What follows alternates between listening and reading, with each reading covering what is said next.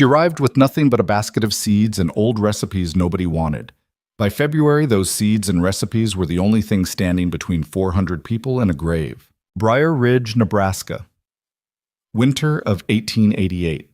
A mail-order bride named Evelyn Mercer stepped off a wagon into a world that had already decided she didn't matter.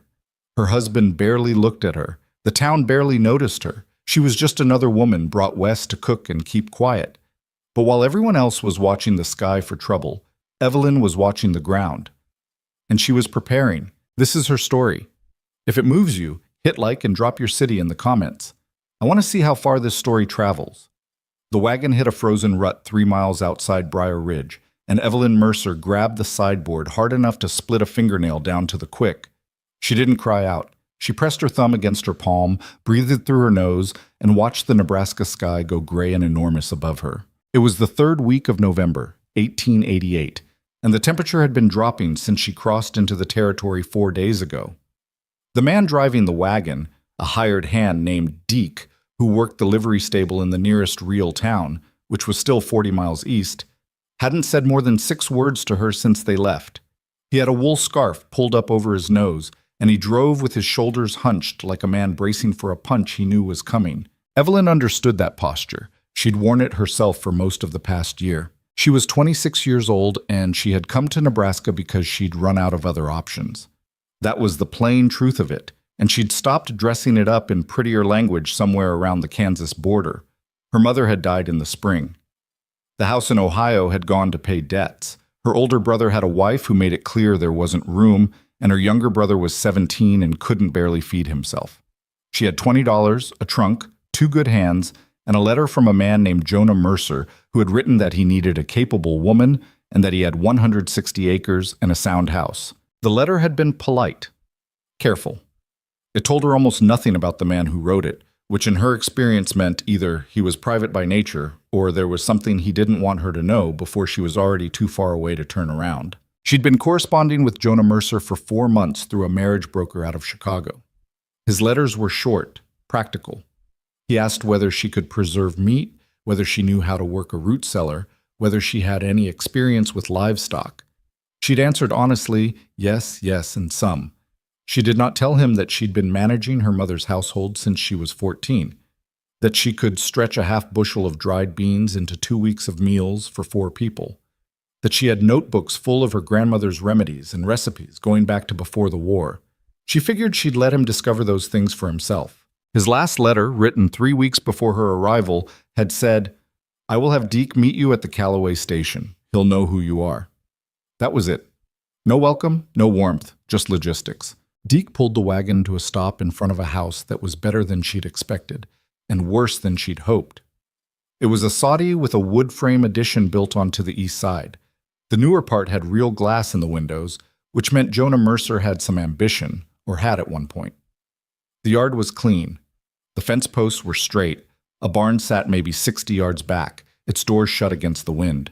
A man came out of the house when he heard the wagon. He was tall, broad through the shoulders, with dark hair going gray at the temples and a beard that needed trimming. He was maybe 40, maybe a few years either side. He walked like someone who'd spent a long time moving through difficult terrain. He stopped at the edge of the porch and looked at her. She climbed down from the wagon without waiting for help. The step was icy, and she nearly went down, caught herself on the wheel, kept her face neutral, and walked toward him across the frozen ground. "Jonah Mercer?" she said. "That's right." He had a voice like something that had been left out in the weather. "You're Evelyn." "I am." They looked at each other for a moment. There was no romance in it. It was closer to 2 people sizing up a piece of property they'd agreed to buy sight unseen, each of them quietly calculating whether they'd been deceived. "You're smaller than I expected," he said. "You're quieter than I expected," she said. Something shifted in his face. Not a smile exactly, just an acknowledgement that she'd answered. "Deke will get your trunk," he said. "Come inside." What? The inside of the house was warm, which she was grateful for, and sparse, which she'd expected. A table, 4 chairs, a cast iron stove that was working hard, a shelf of books, 2 oil lamps. The walls of the older soddy portion were hung with oilcloth to keep the dirt from crumbling, and the floor there was packed earth. The wood frame room had plank floors and a proper ceiling. There was a bedroom off the main room and a narrow loft above reached by a ladder. Evelyn set her bag on the table and started taking off her coat. "I've got salt pork and cornbread," Jonah said. He was at the stove, not looking at her. "It's not much, but it's hot." "That's fine," she said.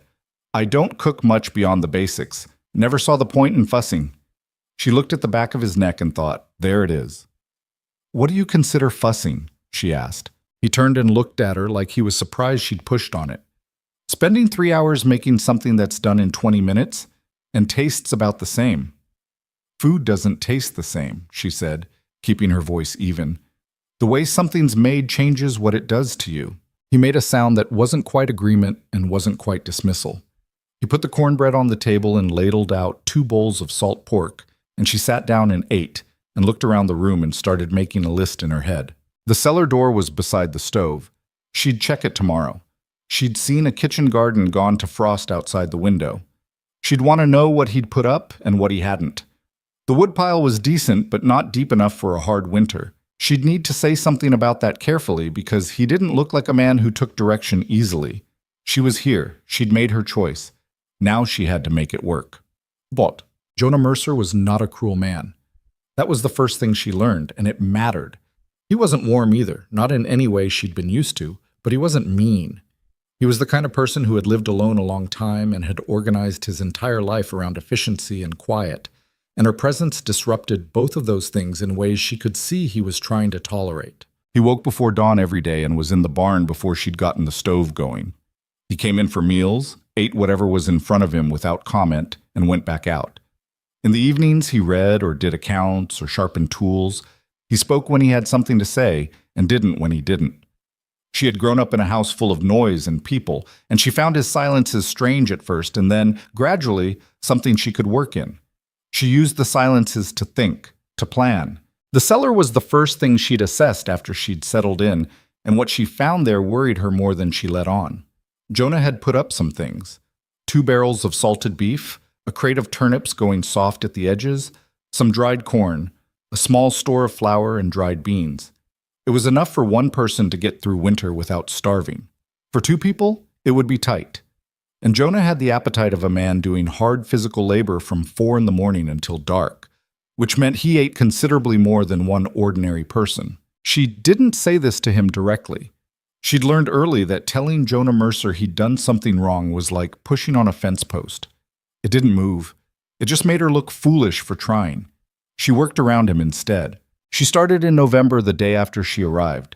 There wasn't much left to harvest from the kitchen garden, but she'd checked everything anyway, pulling up root vegetables that had been left in the ground, cutting the last of the dried seed pods for seeds she'd plant in spring. She went through the surrounding scrubland with a basket and collected dried rose hips and the last of the wild onions and a clutch of dried cattail heads that most people didn't know you could use, but her grandmother had shown her. She pickled what she could.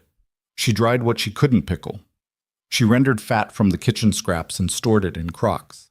She made a stock from beef bones that Jonah had been throwing to the dog, letting it reduce down until it was nearly solid, then storing it in the cold cellar where it would keep for months and could be dissolved into hot water to make broth that had real nutrition in it.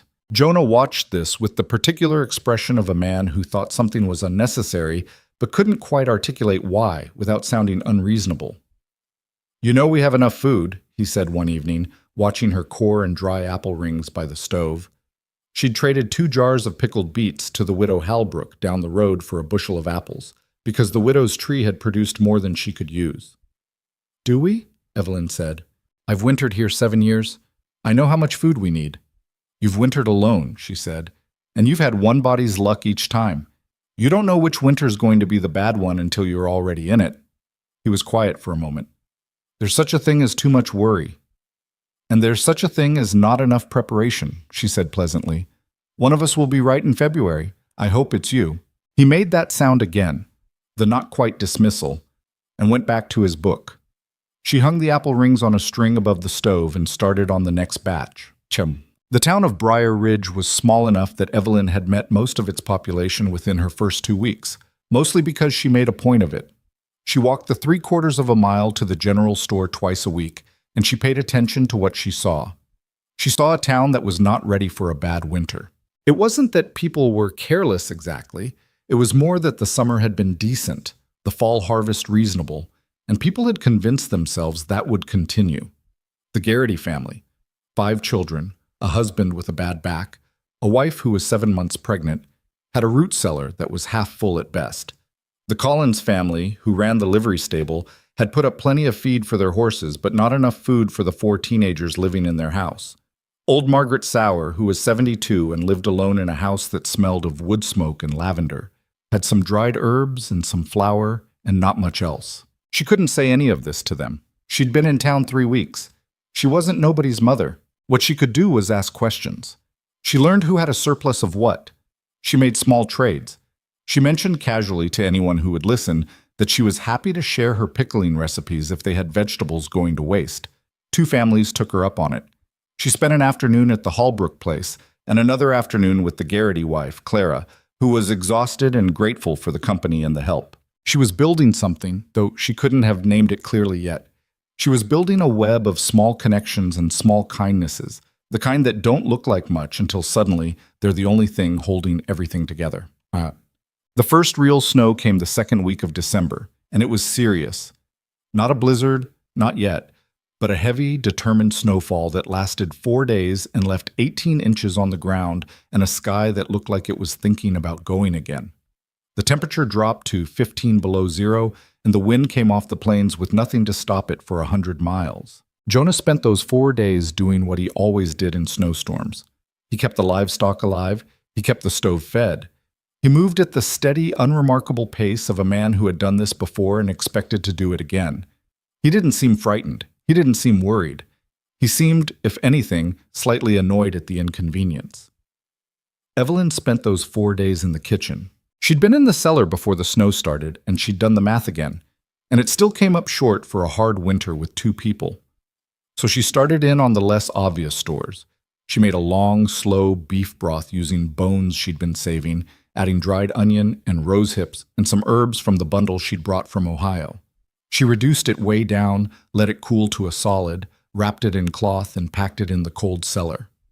1 small cup of that dissolved in hot water would give you more than you'd get from a regular bowl of soup, and it kept for months. She made hardtack, not the terrible kind that tasted like nothing, but a version with dried herbs and a bit of rendered fat worked in that was almost good. She dried more apple rings. She pickled the rest of the winter beets. She found herself thinking about the Garrity children. Claire Garrity's baby was due in January.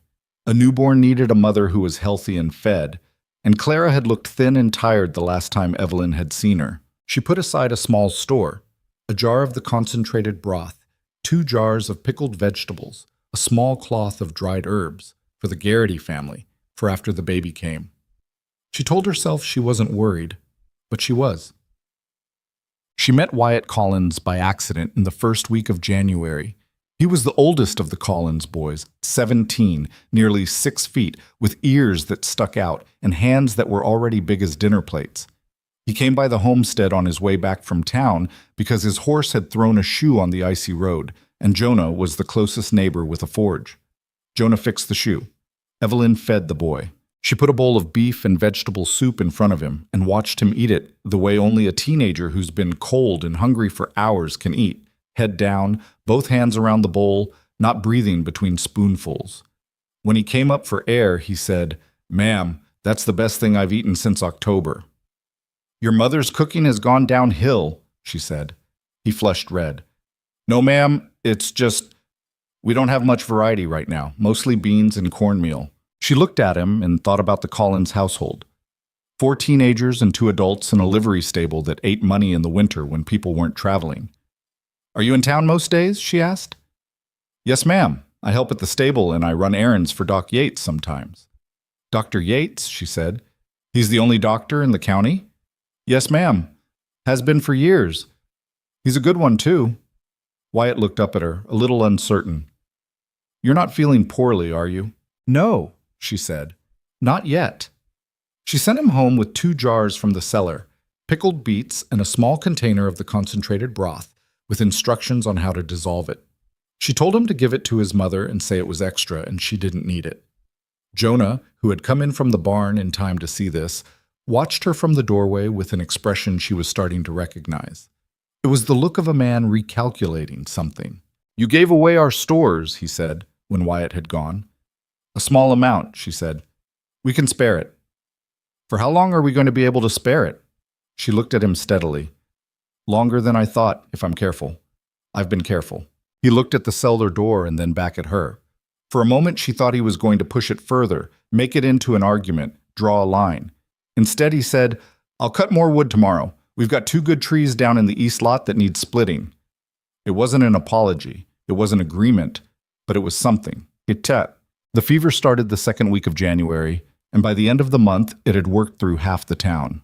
It began with the Paulson family, 4 kids and a father who was already not well, and then moved with the patient efficiency of illness through the close quarters of a small winter town. Within 10 days, the Garrity's had it. Then the school teacher, a young man from Illinois named Alderman, who had come west full of enthusiasm and was now discovering the frontier's other qualities. Then 3 more families in quick succession. Doc Yates was running himself ragged, going house to house on roads that were packed ice, treating the fever with what he had, which wasn't much. The illness itself was survivable for most people. It burned hot for several days and then broke, leaving the patient wrung out and weak. The problem was what came after. People who'd been sick for a week weren't eating. Families that hadn't been eating well to start with now had members who'd sweated through their stores and were too weak to cook for themselves. Evelyn learned all of this from Wyatt Collins, who was the best source of information in Briar Ridge, because his errands for Doc Yates took him to every house in town. "The Paulson kids are better from the fever," he told her one afternoon, standing in her kitchen with his hat in his hands. "But Mr. Paulson says they're not eating, they don't have an appetite, and they're weak, and their stores were already not—" He stopped himself. They were already low. Evelyn was already reaching for the shelf. "She can't go to sick houses," Jonah said. He was at the table, and his voice was careful and deliberate. "She'll bring it back here." "I know," Evelyn said. "Then what are you doing?" She turned and looked at him. "I'm not going anywhere. Wyatt is." Wyatt blinked. "Ma'am, you already go to every house in town. You've probably been exposed to everything there is to be exposed to by now." She was already thinking through it as she talked. "I'll make broth, soup, things that are easy for sick people to eat that will help them get their strength back. You'll take it to them." "That's—" Wyatt stopped. "That's a lot of work for you." "Yes," she agreed. "And your supplies," he started. "Are my business," she said. "Will you do it?" He looked at her for a long moment with an expression that was too old for 17. Then he said, "Yes, ma'am. I'll do it." Jonah said nothing. But he didn't say no, and at that point, that was enough. Matem. She started with the Paulsons. She made a broth from the concentrated stock she'd prepared, adding dried onion and the wild herbs she'd collected in the fall. Not because they were medicine exactly, but because they were good for the digestion and added something that plain broth didn't have. She added a small amount of fat for calories because sick people needed more than they thought. She strained it carefully and put it in a covered jar, wrapped in cloth to keep it warm. "Tell Mrs. Paulson to give them a small cup every few hours," she told Wyatt. "Don't let them try to eat solid food yet if they can't face it. The broth is enough for now. And tell her to keep them warm." Wyatt set off on horseback, the jar tucked inside his coat against his chest.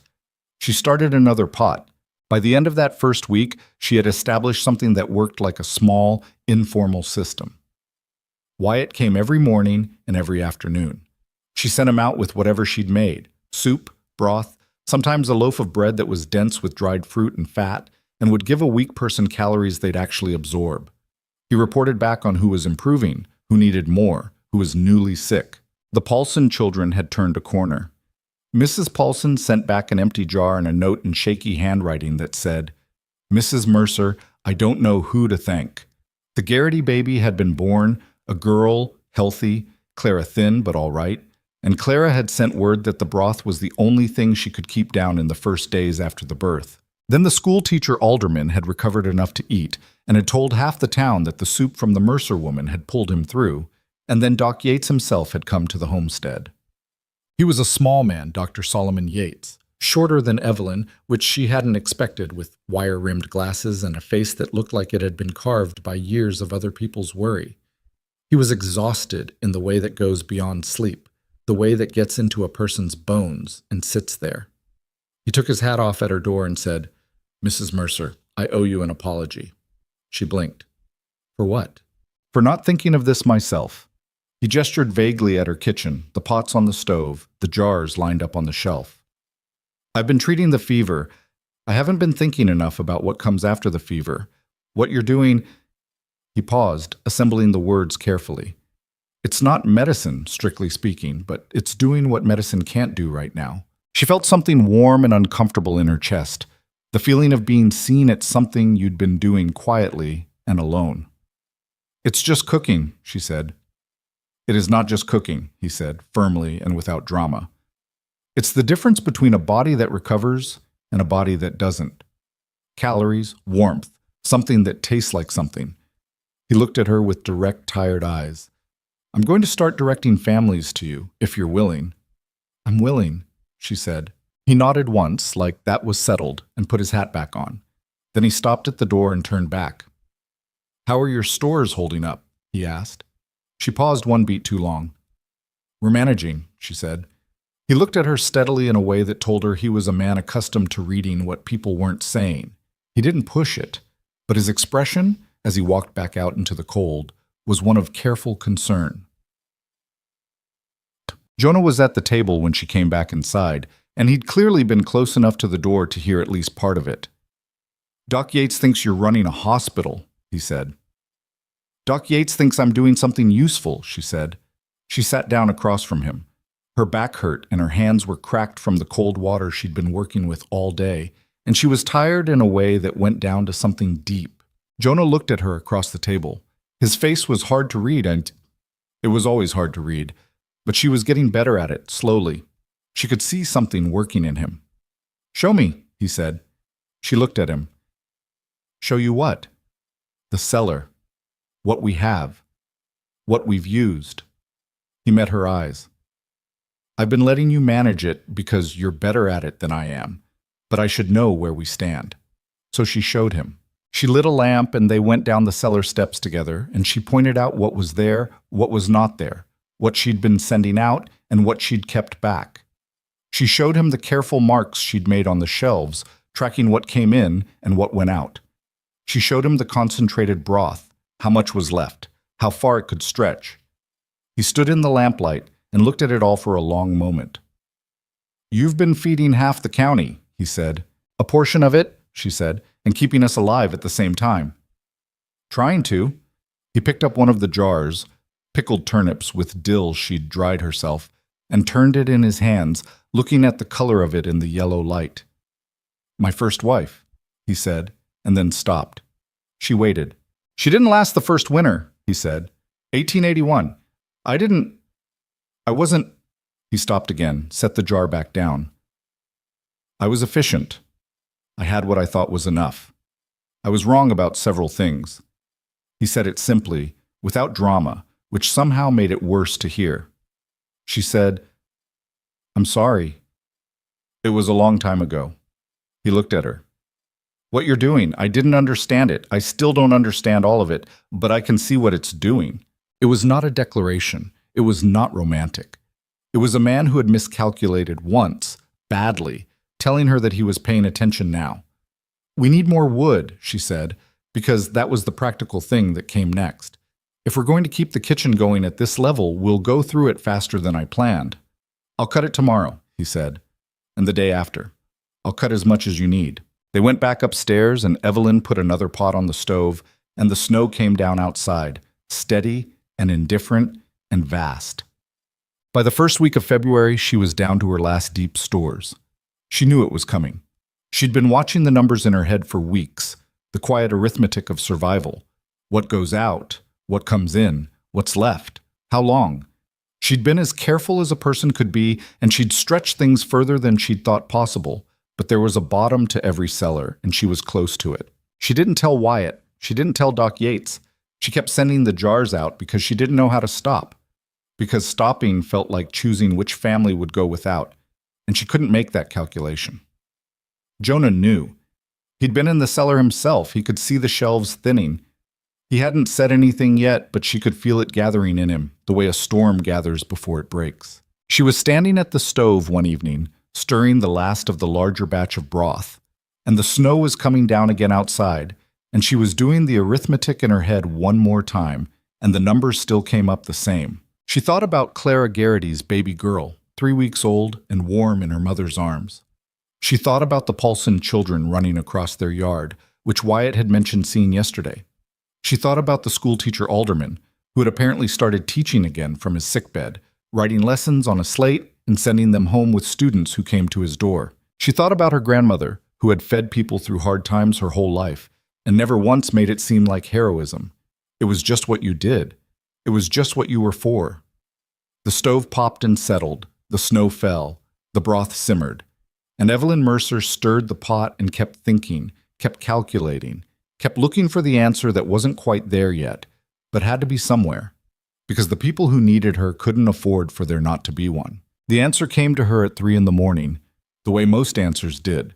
Not as a sudden bright thing, but as a slow settling, like silt dropping to the bottom of a glass of water. She'd been lying awake in the dark, listening to Jonah breathe on the other side of the bed. He slept the way he did everything else, efficiently, without fuss. She'd been staring at the ceiling and running the numbers again, the same numbers that kept coming up short. And somewhere in the 4th or 5th time through the arithmetic, she stopped thinking about what she had and started thinking about what she knew. She knew the Halbrook widow had a root cellar with more dried corn than one old woman could eat before April. She knew the Garritys had a milk cow that was still producing, barely, and Clara had mentioned that the baby wasn't taking to nursing well and they had more milk than they could use. She knew the Collins family had 4 sacks of dried beans they'd bought in bulk last summer because the price had been good, more than a family of 6 needed even in a hard winter. Nobody was sharing. Not because they were selfish. These weren't selfish people. It was because everybody was scared, and scared people hold tighter to what they have, even when holding tight is the wrong answer. She understood that. She'd been doing it herself, in her way. She sat up in bed at 4 a.m. and went to the kitchen and started writing a list by lamplight. And when Jonah came in at 5:30 from the barn, he found her still at the table with the lamp burning low and paper covered in her small, careful handwriting. He looked at the paper, then at her, then at the dark circles under her eyes. "Did you sleep?" "Some," she said, which was not quite a lie. He poured himself coffee from the pot she'd kept warm, sat down across from her and waited. He'd gotten better at waiting, she'd noticed, or maybe she'd gotten better at seeing it. "I've been thinking about the stores wrong," she said. He wrapped both hands around his cup. "How so?" "I've been thinking about what I have, what we have. Like there's a wall between our cellar and everyone else's." She tapped the list with her pencil. "But there isn't a wall, or there doesn't have to be one." He was quiet for a moment. "You want to ask people for food. I want to ask people to share what they can spare. There's a difference." "Is there?" "Yes," she said patiently. "Asking for charity it puts people in a bad position. It makes the person giving feel powerful, and the person receiving feel small. What I'm thinking is different. It's more like pooling. Everyone puts in what they have too much of. Everyone takes out what they need. Nobody's the charity case, and nobody's the benefactor." Jonah looked at her for a long moment. He had the expression he got when he was working through something he wasn't sure he agreed with. People are scared of their own supplies running out. They're not going to be easy to convince. "I know," she said. "That's the hard part. Who's going to organize it?" She looked at him. He set down his cup. "Ah," he said. She talked to Wyatt first because Wyatt was young enough that good ideas still seemed possible to him, and because he knew everyone in Briar Ridge and everyone knew him. He came by that morning with his usual anxious energy, hat in hand, stamping snow off his boots at the door, and she sat him down and told him what she was thinking while she ladled soup into jars. He listened without interrupting, which was a quality she'd come to value in him. When she finished, he was quiet for a moment, turning his hat slowly in his hands. "Mrs. Paulson would do it," he said. "After what you did for her kids, she'd give you her last potato." "I don't want her last potato. I want what people can spare without hurting themselves." "I know. I'm just saying there's There's goodwill there. More than you might think. He looked up at her. The thing is, people don't really know what everybody else. They're all just sitting in their own houses thinking they're the only ones managing. That's exactly right, she said. If they knew. He stopped, working it out. If they knew that old Mrs. Halbrook has extra corn and the Garrity's have extra milk, they might not feel so alone about it. Yes, Evelyn said. Wyatt nodded slowly. Then he said, I can talk to people. I go everywhere anyway. I could, sort of feel out who might be open to it before you make any kind of public, he waved his hand, announcement or whatever. That would be very helpful, she said. He stood up, put his hat on, then stopped. Mrs. Mercer, can I ask you something? Go ahead. Why are you doing all this? He wasn't being rude about it. He was genuinely puzzled in the way of someone young who had not yet decided what kind of person he was going to be and was watching other people for information. You've been here 3 months. These aren't your people yet. You're using up your own stores. They're going to be my people, she said. That's the whole point of being here. You don't get a town by just living next to people. You get a town by going through something with them. He looked at her for a moment with that too old expression that kept showing up on his young face. Then he said, Yes, ma'am, and went out into the cold. Doc Yates came by that afternoon. He'd been doing that more regularly now, stopping in on his rounds between houses, less to check on her than to think out loud at someone who wouldn't interrupt him. She'd found she didn't mind. He was a practical man who had seen a lot of human nature, and his company was better than the silence. He sat at her kitchen table with his coat still on. He was always cold, she'd noticed, the kind of thin-blooded man who never quite warmed up in winter, and watched her work while he talked. The alderman boy had a setback, he said. Nothing severe. He pushed himself back to teaching too fast, wore himself back down. I'll send extra broth, she said. The Paulson father is still weak. The fever went, but the cough stayed. He paused. I'm worried about his lungs. She didn't say anything to that because there wasn't much to say. She kept stirring. How are you doing? He asked. Fine. Your stores? She was quiet one beat. Managing. He was quiet too for a moment. Then, I've been a doctor in this county for 11 years. I know what managing means when someone says it in that particular voice. She turned from the stove and looked at him. He looked back at her, steady and direct, no judgment in it. I'm close to the bottom, she said. Not there yet, but I can see it. He nodded once, like she'd confirmed something he already knew. How long? 2 weeks if I'm careful, 3 if I'm very careful and nothing gets worse. And if the sickness flares again? She didn't answer that. He took off his glasses and rubbed his eyes with the heels of his hands, a gesture she'd noticed he made when he was tired enough that he'd stopped caring how he looked. I've been thinking, he said, that we have a town of people who are all afraid and all managing and none of them talking to each other about it.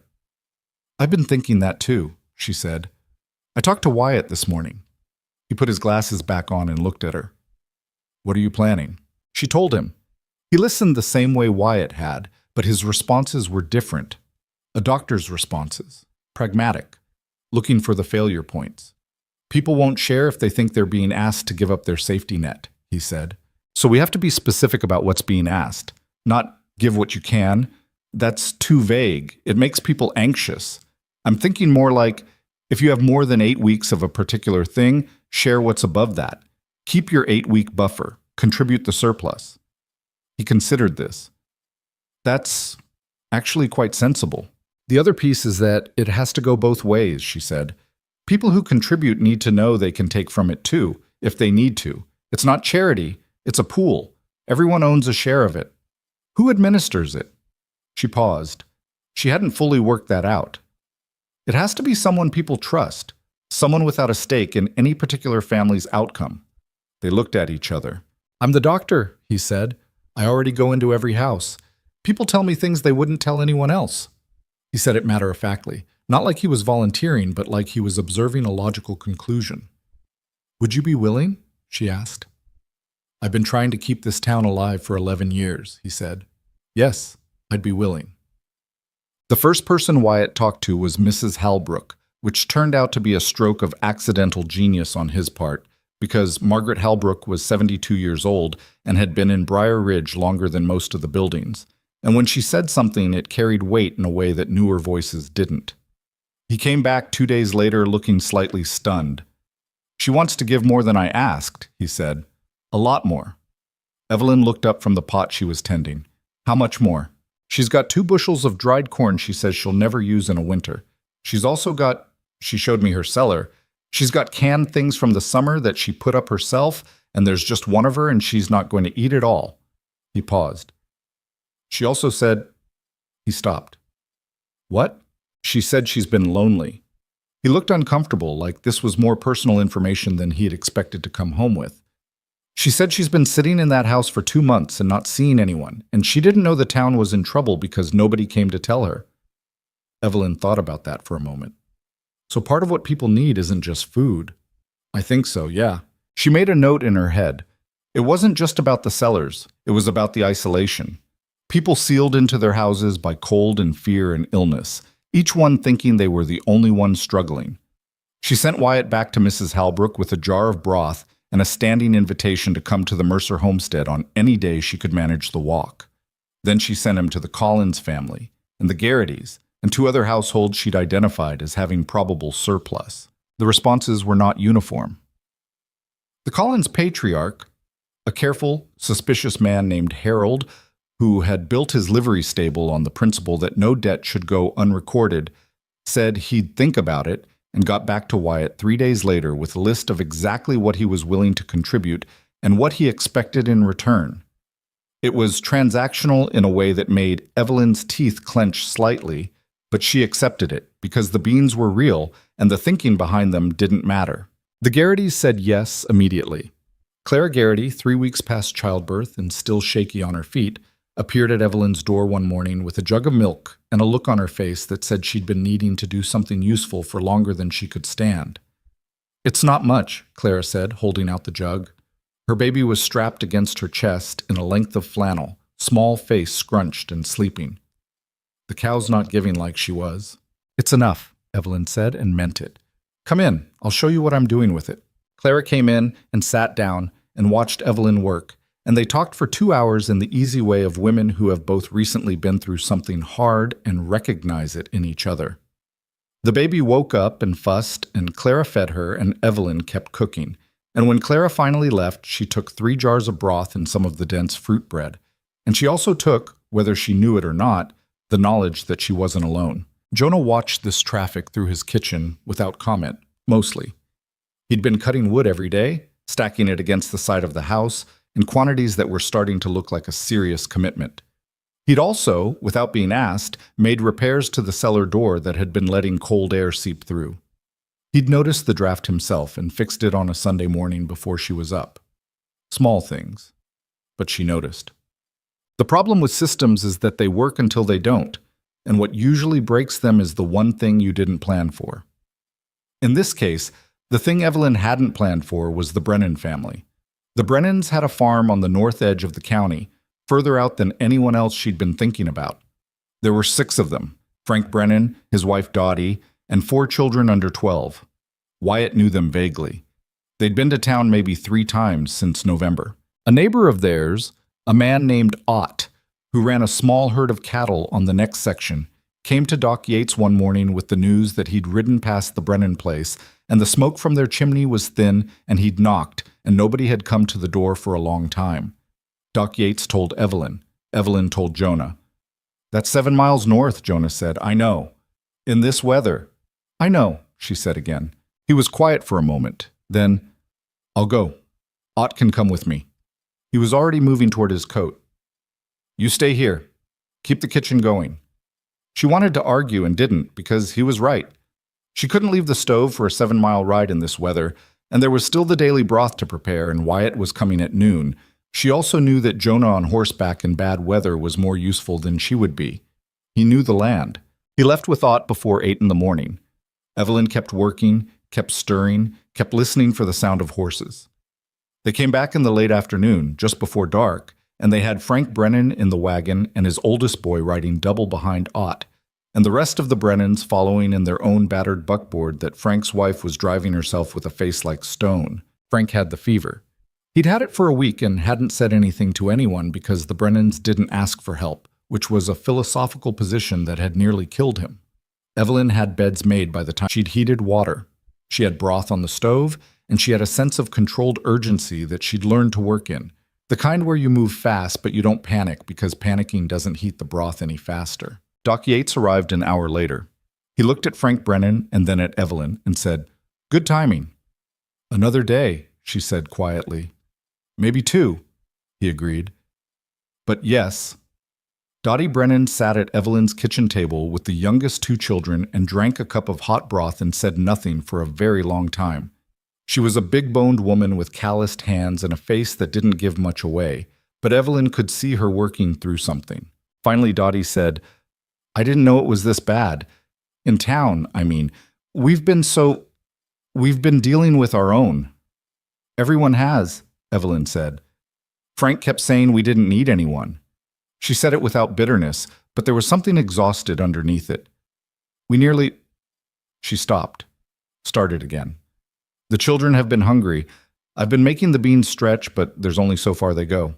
Evelyn set a bowl of soup in front of the youngest child, who was maybe 4, and watched the child eat it with that single-minded focus that very hungry small people have. "You're here now," she said to Dottie. It was simple. It was enough. Oh. Jonah came to stand beside her that evening after the Brennan children were settled and Frank was sleeping and Doc Yates had gone home to rest, and Dottie was sitting with her husband. The kitchen was quiet for the first time all day. The fire in the stove was burning low and steady.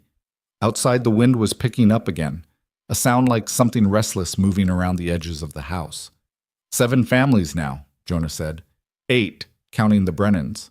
He stood beside her at the stove, not touching, just close enough that she could feel the warmth coming off him from his coat, which still held the cold of the outdoors. He looked at the pot, and then at the shelf, and then at the cellar door. "Evelyn," he said. She turned to look at him. He almost never used her name. When he needed her attention, he usually just started talking. She'd noticed this and had been quietly keeping count. "I know," she said. "The numbers, I know." He looked at her. In the low light of the kitchen, he looked older than he had when she'd first arrived, and also somehow more solid, like a man who'd been blurry around the edges and had come into focus. "I'm not telling you to stop," he said. "I want to be clear about that.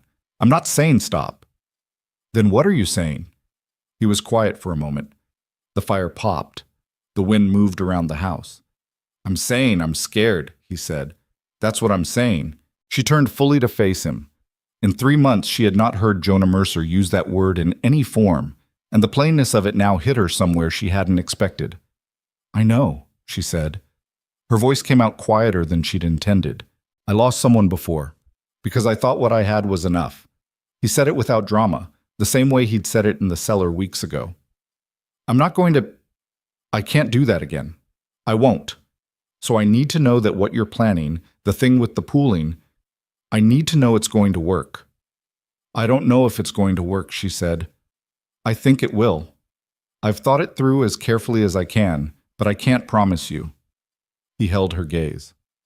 "Fair enough," he said at last. She turned back to the stove. He stayed where he was for a moment, then moved to the table and sat down with a quietness that was different from his usual quiet.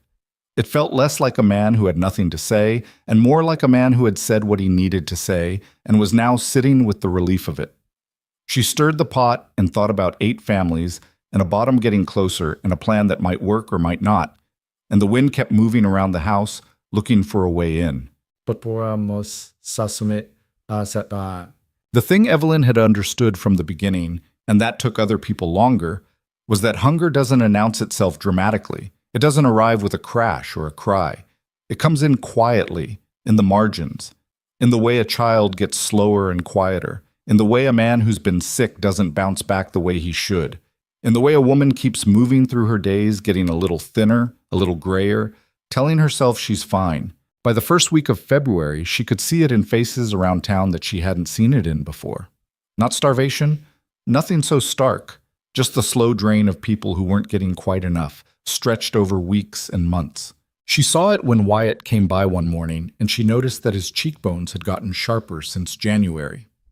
She saw it in the way Harold Collins moved when he came to drop off the beans he'd promised. A stiffness that wasn't there before. A man conserving himself without knowing he was doing it. She saw it in the mirror on the mornings she looked. She was running out of time, and she knew it, and she was doing the arithmetic again, the same arithmetic, looking for a different answer. Wyatt showed up on a Thursday morning in the second week of February, later than usual, which wasn't like him. When she opened the door, he was breathing hard, his face raw with cold, and he had an expression she hadn't seen on him before, something shaken behind the usual steadiness. "Mrs. Mercer," he said, "Doc Yates is sick." She felt the ground shift slightly under her, the way ground does when something you'd been relying on changes. "How sick?" she said. "Bad," Wyatt said. "His housekeeper found him this morning. He's got the fever and He stopped. "He's not young. He kept saying last night." She looked at Wyatt's face for a moment. Then she stepped back from the door. "Come in," she said. "Tell me everything." He came in and sat down and told her, and she stood at the stove and listened and kept her hands busy because that was how she kept her head clear. Doc Yates, who had been the axis around which everything else turned, who had been directing patients to her kitchen and coordinating the informal network of food distribution and monitoring who was well and who was not, Doc Yates was down. Outside the window, the sky was the particular white-gray color it got before serious snow. She'd been watching it all morning. "His family," she said. "His wife. The children." "3 kids," Wyatt said. "His wife came to get me. She doesn't know what to do." Evelyn stood at the stove for a moment with the ladle in her hand and looked at the shelf with its diminishing row of jars. She thought about what she had. She thought about what she needed to do. She thought about the conversation she needed to have with Jonah tonight, the real one, the one where she said out loud what the numbers had been telling her for 2 weeks. She put the ladle down. "Fill those jars," she said to Wyatt, pointing to the clean jars on the shelf. "Everything in this pot. We're going to the Yates house first, and then we're going to figure out what comes next." "What has come next?" Wyatt asked, getting up, reaching for the jars. Evelyn looked at the white-gray sky through the window. The snow was going to come tonight. She could feel it in the particular heaviness of the air, and it was going to be serious. She could feel that too.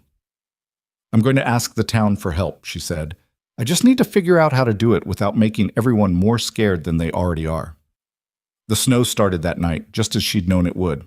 It didn't come in gently. It came the way serious Nebraska winter comes, sideways, with wind behind it that had been building momentum across 100 miles of open plain, and by morning, the drifts against the north side of the house were 4 feet high and still climbing. The temperature dropped to something that made the air feel like it had edges, the kind of cold that gets through every gap in a wall and sits on the floor in pools, the kind that kills livestock that aren't properly sheltered and kills people who aren't careful. Jonah was up at 4 dealing with the animals. She heard him moving around the kitchen before she was fully awake, heard the barn door slam against the wind, heard it again when he got it closed. She lay in the dark for a few minutes, listening to the storm and doing what she always did in the quiet before a hard day. She made the list in her head. What needed to happen? In what order? What could wait and what couldn't? Doc Yates was sick. That was the thing at the top. She got up and dressed and built the kitchen fire back up from coals and started water heating before Jonah came back in, blowing on his fingers and trailing snow across the floor he'd swept yesterday. "How bad is it?" she said. "Bad enough." He pulled off his outer coat and hung it by the stove to dry. "Can't ride to town in this." "I know."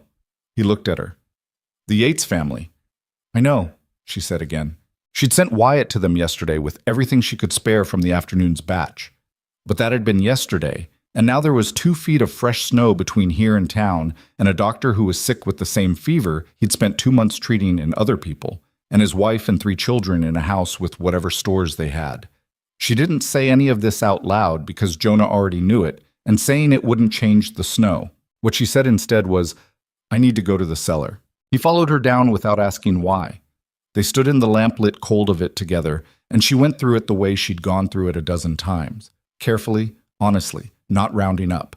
The jars on the shelf, the barrels, the cloth-wrapped blocks of concentrated broth, which were down to 4, the flour, which was getting low, The dried beans, which were the Collins contribution and were holding. The salt pork, which was almost gone. She said the numbers out loud as she went. Jonah stood with his arms crossed and listened. When she finished, there was a silence that had weight to it. 2 weeks, she said. Maybe a little more if I cut back further on what I'm sending out. And if you cut back, he said, people who are already weak get weaker. Yes. He uncrossed his arms and put one hand on the shelf, looking at the jars. You've been carrying this alone. It was mine to carry. It's ours, he said. It's been ours since you got here.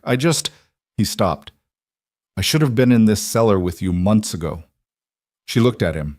His face in the lamplight was the same difficult-to-read face it always was, but she'd been learning its geography for 3 months now, and she could see the thing underneath. Not guilt exactly, something more complicated than that. A man realizing something about himself that he didn't like. You cut the wood, she said. You fixed the cellar door. You rode 7 miles in the cold to bring the Brennans in. You've been in this, Jonah, just not the part that happens in here. He looked at her for a moment. Then he nodded once, just slightly, the way he acknowledged things he couldn't argue with. What do you need? He said. I need the storm to stop, she said. And then I need to talk to the town. But the storm lasted 2 days. Not 2 days of the worst of it. The worst was the first night and into the following morning, but 2 days before the wind dropped enough that traveling was possible, and even then it was hard going. The roads were buried. The drifts had closed gaps between fences and made everything look like a different landscape, the familiar made strange by accumulation. She spent those 2 days cooking from what she had. She stretched everything she could. Bones that would have gone to the dog were boiled down to nothing and then boiled again. She made a soup from the last of the dried corn and the beans and some dried wild onion and a heel of salt pork that wasn't much more than fat and gristle. And it was not pretty, but it was warm, and it had calories in it, and that was what mattered. She sent Jonah out on the second day when the wind had dropped, with 2 jars and instructions. He went without complaint, which still occasionally surprised her. He came back that afternoon with news she'd been afraid of. Yates is worse, he said. He was at the door, stamping snow off his boots, not meeting her eyes right away. His wife, Eleanor, she's holding it together, but she's scared. The oldest kid is running a low fever. The little ones are fine, but they're not eating well. What do they have for stores? Not much. Doc was out of the house so much this winter. Eleanor wasn't. She was managing the kids alone, and he paused. They're not low the way the Paulsons were low, but they've been burning through things fast with a sick man in the house. Evelyn put down the spoon she'd been holding. Eleanor Yates came to me once, back in December, before the fever started. She brought me a jar of her plum preserves as a welcome gift. She was embarrassed about it, said it was just a small thing. She paused. She didn't have to do that. I'd just arrived. Jonah was quiet. She doesn't know how bad it is with us, Evelyn said. She thinks I have plenty. She thinks I've got enough to keep feeding people indefinitely. She looked at the shelf, at the diminishing row of jars. I've let people think that because I didn't want them to be scared. But now Doc Yates is sick, and they're going to need your stores, and your stores aren't there, Jonah said. Yes. He sat down at the table. He had snow in his beard, and his hands were red from the cold, and he looked like a man who had been outside in February on the Nebraska frontier for 40 years and was not going to break under that fact. But he also looked like a man who was working through something hard. His family is asking, Jonah said. Eleanor asked me. She was careful about it. She wasn't demanding. But she asked if there was any more of the broth.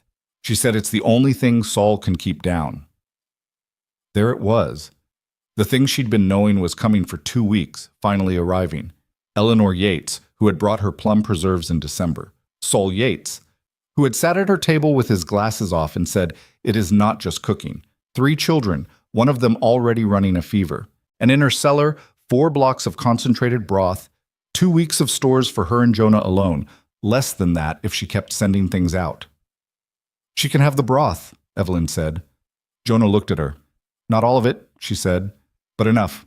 For now. She said it clearly with conviction, because if she let herself waver, she'd talk herself out of it. We'll figure out the rest. But Saul Yates doesn't die because I was counting jars. Jonah held her gaze for a long moment. Then he said, I'll take it over first thing tomorrow. She nodded and went back to the stove, and neither of them said what they were both thinking, which was that figuring out the rest was becoming an increasingly urgent problem. She couldn't sleep that night. She lay in the dark and listened to Jonah's steady breathing and stared at the ceiling and let herself for the first time really sit with how frightened she was. It was one thing to be scared and keep moving, which she'd been doing for months. It was another thing to stop, in the quiet, and let the fear be there without immediately trying to outrun it. She'd been moving so fast, thinking so hard, staying so practical, that she hadn't let herself just feel the weight of it. She was nearly out of food. Winter wasn't over. The doctor was sick. A blizzard had just reset the town's misery counter back to 0. And she had built something. This informal, fragile, half-working network of broths and jars and a 17-year-old boy on horseback that people were now depending on. And she didn't know how to keep it alive on what was left in her cellar. She thought about the conversation she'd been building toward for days. The one she needed to have with the town. Standing up in front of people and asking for help, not abstractly, not as a pooling concept she'd explained to Wyatt in her kitchen, but actually standing there and saying, "I need you. We need each other. I can't do this alone anymore." She'd helped other people her whole life. Her mother, her brothers, the neighbors in Ohio, and now these people in Nebraska she'd known less than 3 months. She knew how to give help. She was good at it. She was terrible at asking for it. Her grandmother had told her once, "The hardest thing you'll ever do is let people see you with empty hands." She hadn't understood it then. She was starting to understand it now. She turned over in the dark and made herself breathe slowly, and eventually something that wasn't quite sleep came for her. The morning after the storm broke fully, a thin, pale sun came out, and the world looked scoured and exhausted, everything white and still and very cold. Evelyn was up before Jonah, which was unusual, and she had the kitchen fire going and water heating when she heard the sound of a horse in the yard. She opened the door and found Wyatt Collins, on his horse, with his hat pulled down and his scarf wrapped up and an expression on what was visible of his face that she couldn't read. "What happened?" she said. He got down from the horse and came to the door. "I went to check on people this morning, soon as I could get through." He came inside and stood dripping on the floor, and she handed him a cup of something hot without even thinking about it. "The Paulson family's all right. Brennan's got through okay. Frank's still weak, but he's up. Alderman, the school teacher, he's sick again. Not as bad as before, but it's back." She put her hand on the table. "The Yates household." "I went there first," he said. "Eleanor let me in. Souls, he's not good, Mrs. Mercer. The fever broke overnight, but he's very weak. She said he can barely lift his head. He needs the broth. Jonah's taking it this morning." "I know, she told me to tell you." He stopped, and she could see him working out how to phrase something. "She said to tell you she understands if you can't. She didn't want—" He looked down at his cup. "She was crying when she said it. She was trying not to let it show." Evelyn stood at the table and felt the whole weight of it settle on her at once. Not dramatically. There was no moment of crisis, no breaking point she could name. It was more like the slow accumulation finally reached the level where she could feel it against her chest when she breathed. She thought about Eleanor Yates crying and trying not to show it. She thought about Frank Brennan, who didn't ask for help and nearly died for it. She thought about Margaret Halbrook, 72 years old, and sitting alone in her house for 2 months because nobody came to tell her things were bad. She thought about what she'd said to Wyatt weeks ago. You don't get a town by just living next to people. You get a town by going through something with them. She'd been going through this with them, but she'd been doing it quietly, from her kitchen, sending things out through Wyatt like messages in bottles, never showing her face or her empty hands. She'd been present in their homes through her soup, but not present herself. And now she was out of soup. "Wyatt," she said. "Yes, ma'am." "Is there a gathering place in town, somewhere people come together?" He looked up. "The feed store, mostly. Hartley lets people use the back when it's cold. That's where the town meetings happen." "Can you get word to people?" "Not everyone. Not the ones who are too sick or too far, but the families that are on their feet, the ones who contributed to the pool last month." He was watching her carefully. "What do I tell them?" "Tell them Mrs. Mercer needs to speak with them." She paused. "Saturday morning, if Hartley will allow it." "He'll allow it," Wyatt said. He had a new expression now. Something eager and a little nervous, like a person watching someone step up to something big. "What are you going to say?" "I don't know yet, she said honestly, but I know it has to be the truth. What? Jonah took the broth to the Yates household that morning and came back at noon and found her at the table with paper in front of her, not writing anything, just sitting. He put his coat on the hook and came to the table and looked at the blank paper and then at her face. How bad is he? She said. Bad. Eleanor's holding it together.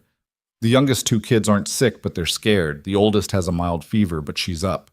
He paused. Eleanor said, he stopped. What? She said Sol keeps asking about you. In and out of the fever, he keeps asking if Evelyn Mercer is all right. She said he worries about you stretching yourself too thin. Jonah said this flatly, reporting it the way he'd report weather. Sick man worrying about someone else. That's something. Evelyn looked at the blank paper. I asked Wyatt to set up a town meeting Saturday. Jonah sat down across from her. And you're going to say that I'm nearly out, that I've been nearly out for 2 weeks, that I should have said something sooner and I didn't, and that was my mistake. She looked at him. That the only way through this is together, and I need people to actually do that, not as a concept, but for real, this week, with what they actually have in their actual cellars. Jonah was quiet for a moment. People are going to be scared. I know. Some of them are going to be angry. You've been letting them think the food would keep coming, and it won't. I know, she said. Harold Collins is going to have something to say about trust. He probably is. Jonah looked at the blank paper. Do you want me there? She hadn't expected the offer. She looked at him and he was looking back at her with that steady, difficult-to-read face, and she thought about what he'd said in the cellar. It's been hours since you got here, and felt something shift in the tight place in her chest where she'd been carrying this alone. Yes, she said. I want you there. He nodded once. Then I'll be there. Friday came in gray and quiet, the sky low and flat, the temperature hovering around 10 below zero. She cooked through it. She was down to the second-to-last block of concentrated broth, which she broke in half and used for 2 separate batches, one for the Yates household, one for the Paulsons, whose youngest had started coughing again. She was at the stove late in the afternoon when she heard hoofbeats in the yard, which she didn't expect because there was no reason for Wyatt to come by on a Friday evening. The knock at the door was not Wyatt. It was Eleanor Yates. She was on horseback, alone, which meant she'd ridden 3/4 of a mile in 10 below cold, leaving 3 children and a sick husband at home. And she was standing at Evelyn's door with her hat half fallen off and her cheeks raw and her eyes red-rimmed and dry, the look of a woman who had cried recently and had stopped because she had things to do. Come in, Evelyn said immediately. Eleanor, come inside. Eleanor came in and Evelyn got her by the stove and got a blanket around her shoulders and a cup of hot water in her hands because there was nothing else hot enough made. Eleanor held the cup and shook slightly and then stopped shaking and sat up straight. Sol asked me to come, she said. Sol. He made me write down what he wanted to say, and then he read it back to make sure I had it right. A sound came out of her that was almost a laugh, but not quite. He's got 104-degree fever, and he's dictating letters. That sounds like Doc Yates, Evelyn said. He wants you to know that he told Wyatt the same thing. Eleanor looked up at her with direct, exhausted eyes.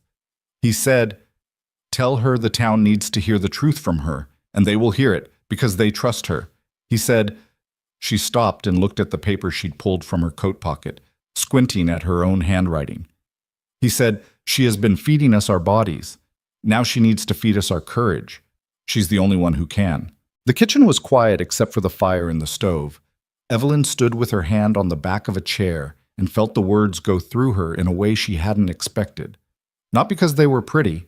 Sol Yates was not a pretty words kind of man, and she respected that about him, but because they were precise and true, and said something she hadn't quite said to herself yet. She hadn't just been feeding people food. She'd been feeding something else. Some sense that the town could get through, that there was a reason to get up and keep going. Every jar she'd sent out had said, without saying, someone is paying attention to you. Someone thinks you're worth keeping alive. And now she needed to go stand in front of them with empty hands and ask them to believe that was still true, that it was still worth it, that they could do for each other what she couldn't do alone. Thank you for coming, Evelyn said to Eleanor. You should get back. I know. Eleanor stood, still clutching the blanket. Is Saul going to be all right? Evelyn looked at her. She didn't believe in lying to people about things this important, but she also knew that certainty in one direction or another wasn't something she could offer. He's stubborn, she said. That's in his favor. Eleanor made the not-quite-laugh sound again. It is. She handed back the blanket and went to the door and stopped with her hand on the latch. Mrs. Mercer, whatever you say tomorrow, I'll stand up with you. Whatever you need. I might need you to, Evelyn said.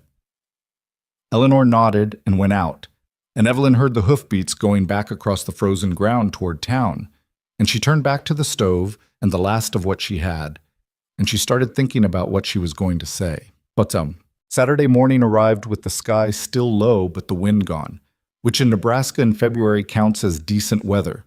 Jonah hitched the horse to the wagon without being asked. He didn't say much.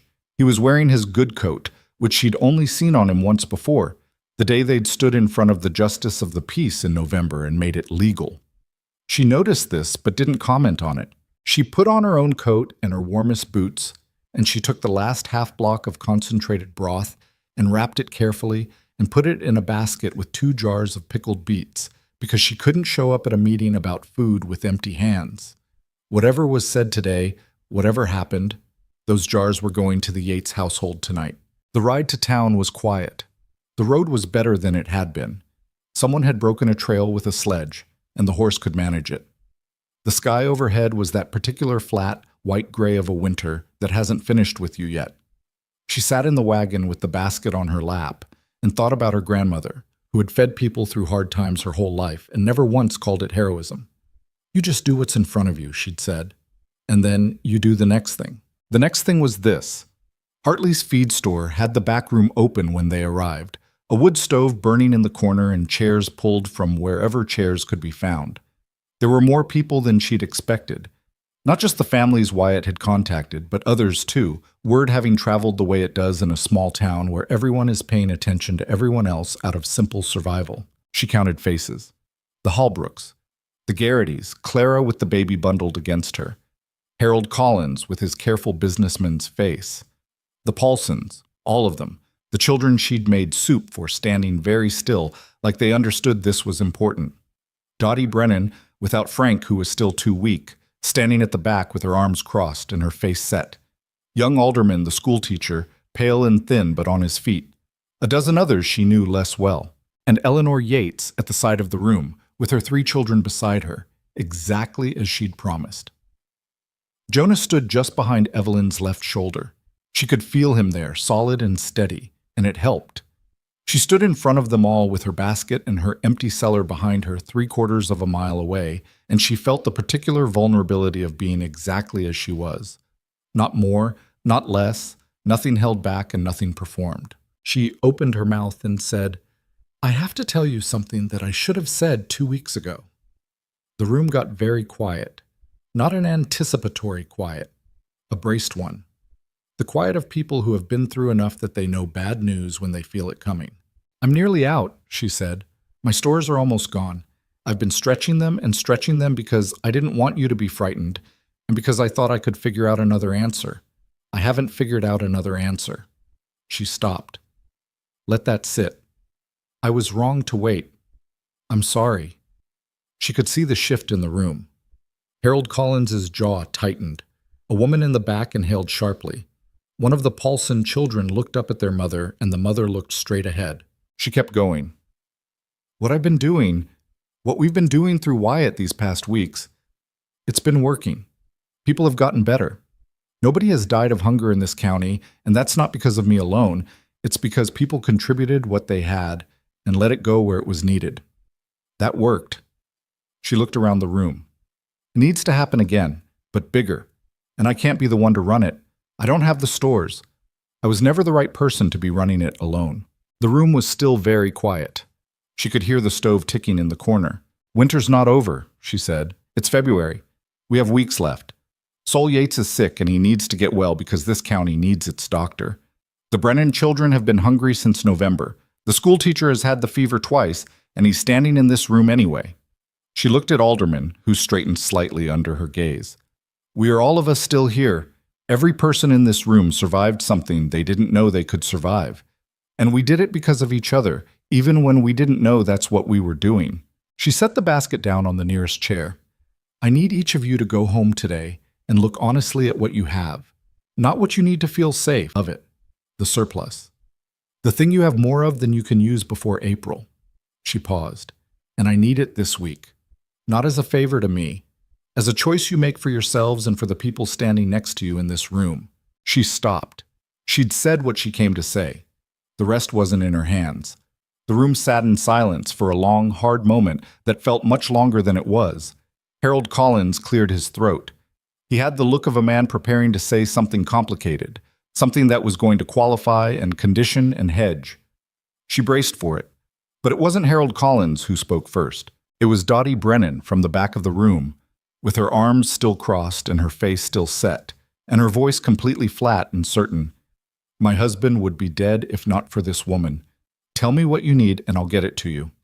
Dottie Brennan's voice landed in that room the way a stone lands in still water. The ripple went everywhere at once. For a moment nobody moved. Then Clara Garrity shifted the baby from one arm to the other and said, without drama, without looking around for permission, we have dried corn. More than we need. I've known it for a month. She paused. I kept thinking someone would come ask for it. Nobody did, so I'm saying it now. The silence broke differently after that. Not all at once. It wasn't that clean. Harold Collins still had his jaw set, and his businessman's expression locked in place. Two men near the back of the room exchanged a look that could have meant anything. One woman was crying quietly, which wasn't defiance or agreement, just feeling. But the quality of the quiet changed. It stopped being braced and became something closer to breathing. Margaret Halbrook spoke from her chair near the stove, her voice the particular kind of steady that comes from being 72 and having nothing left to prove to anyone. I've been in this county longer than most of the buildings. I've seen bad winters, and I've seen people try to get through them alone, and I've seen what happens. She looked around the room with the directness of the very old, who have stopped softening things. What this woman has been doing in her kitchen? That's the only thing that works. The only thing that has ever worked. I have corn, and I have canned goods, and I'll give what I can spare today. Harold Collins cleared his throat again. Evelyn looked at him and waited. He said, I want it noted that what we contribute should be tracked. What goes in, what comes out. Families that contribute should have priority when they need to draw from it. It was transactional. It was ungraceful. And it was also, practically speaking, not wrong.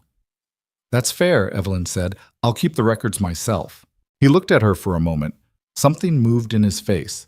Not warmth exactly, but a kind of recalculation. We have 4 sacks of dried beans. I'll send 2. Thank you, Harold, she said. He sat down. He looked slightly surprised by his own decision, like a man who'd walked through a door before he'd finished deciding whether to open it. One by one it went around the room. Not everyone said yes. A man named Peters, who farmed the south section, said he had barely enough for his own family and couldn't spare anything, and the room accepted this without comment because everyone understood it might be true and it wasn't their place to say otherwise.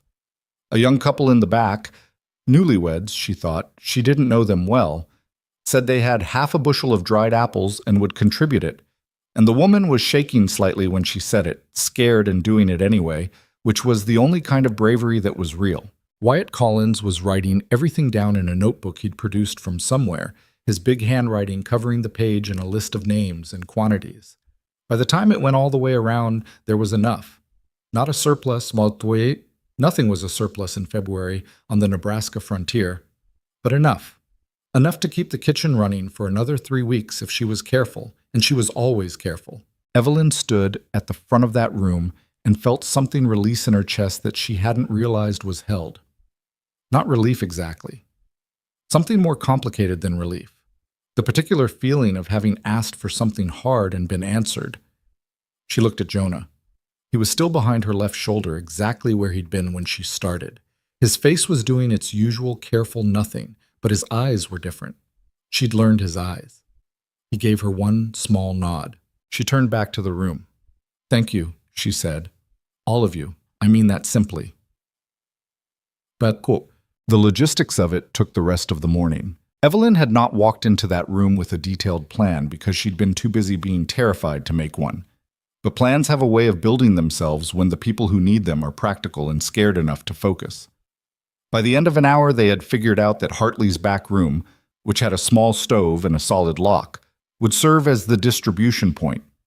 Wyatt would be the runner, same as before, but now with 3 additional helpers: Alderman, the schoolteacher, who was recovered enough for light work and desperate to be useful, and 2 of the older Paulson children, who were 12 and 14 and knew every road in the county. Margaret Halbrook said she would keep a second set of records at her house because she didn't trust any system that only had one set of records, which was wisdom Evelyn hadn't thought of and was grateful for. Harold Collins said he would coordinate with 2 other men on questions of transport, getting contributions from families who were too far out to come to town, making sure the distribution reached the households that couldn't send someone to collect. He said this in his usual transactional tone, but he said it, and that was what mattered. By noon, the back room of Hartley's feed store was filling up.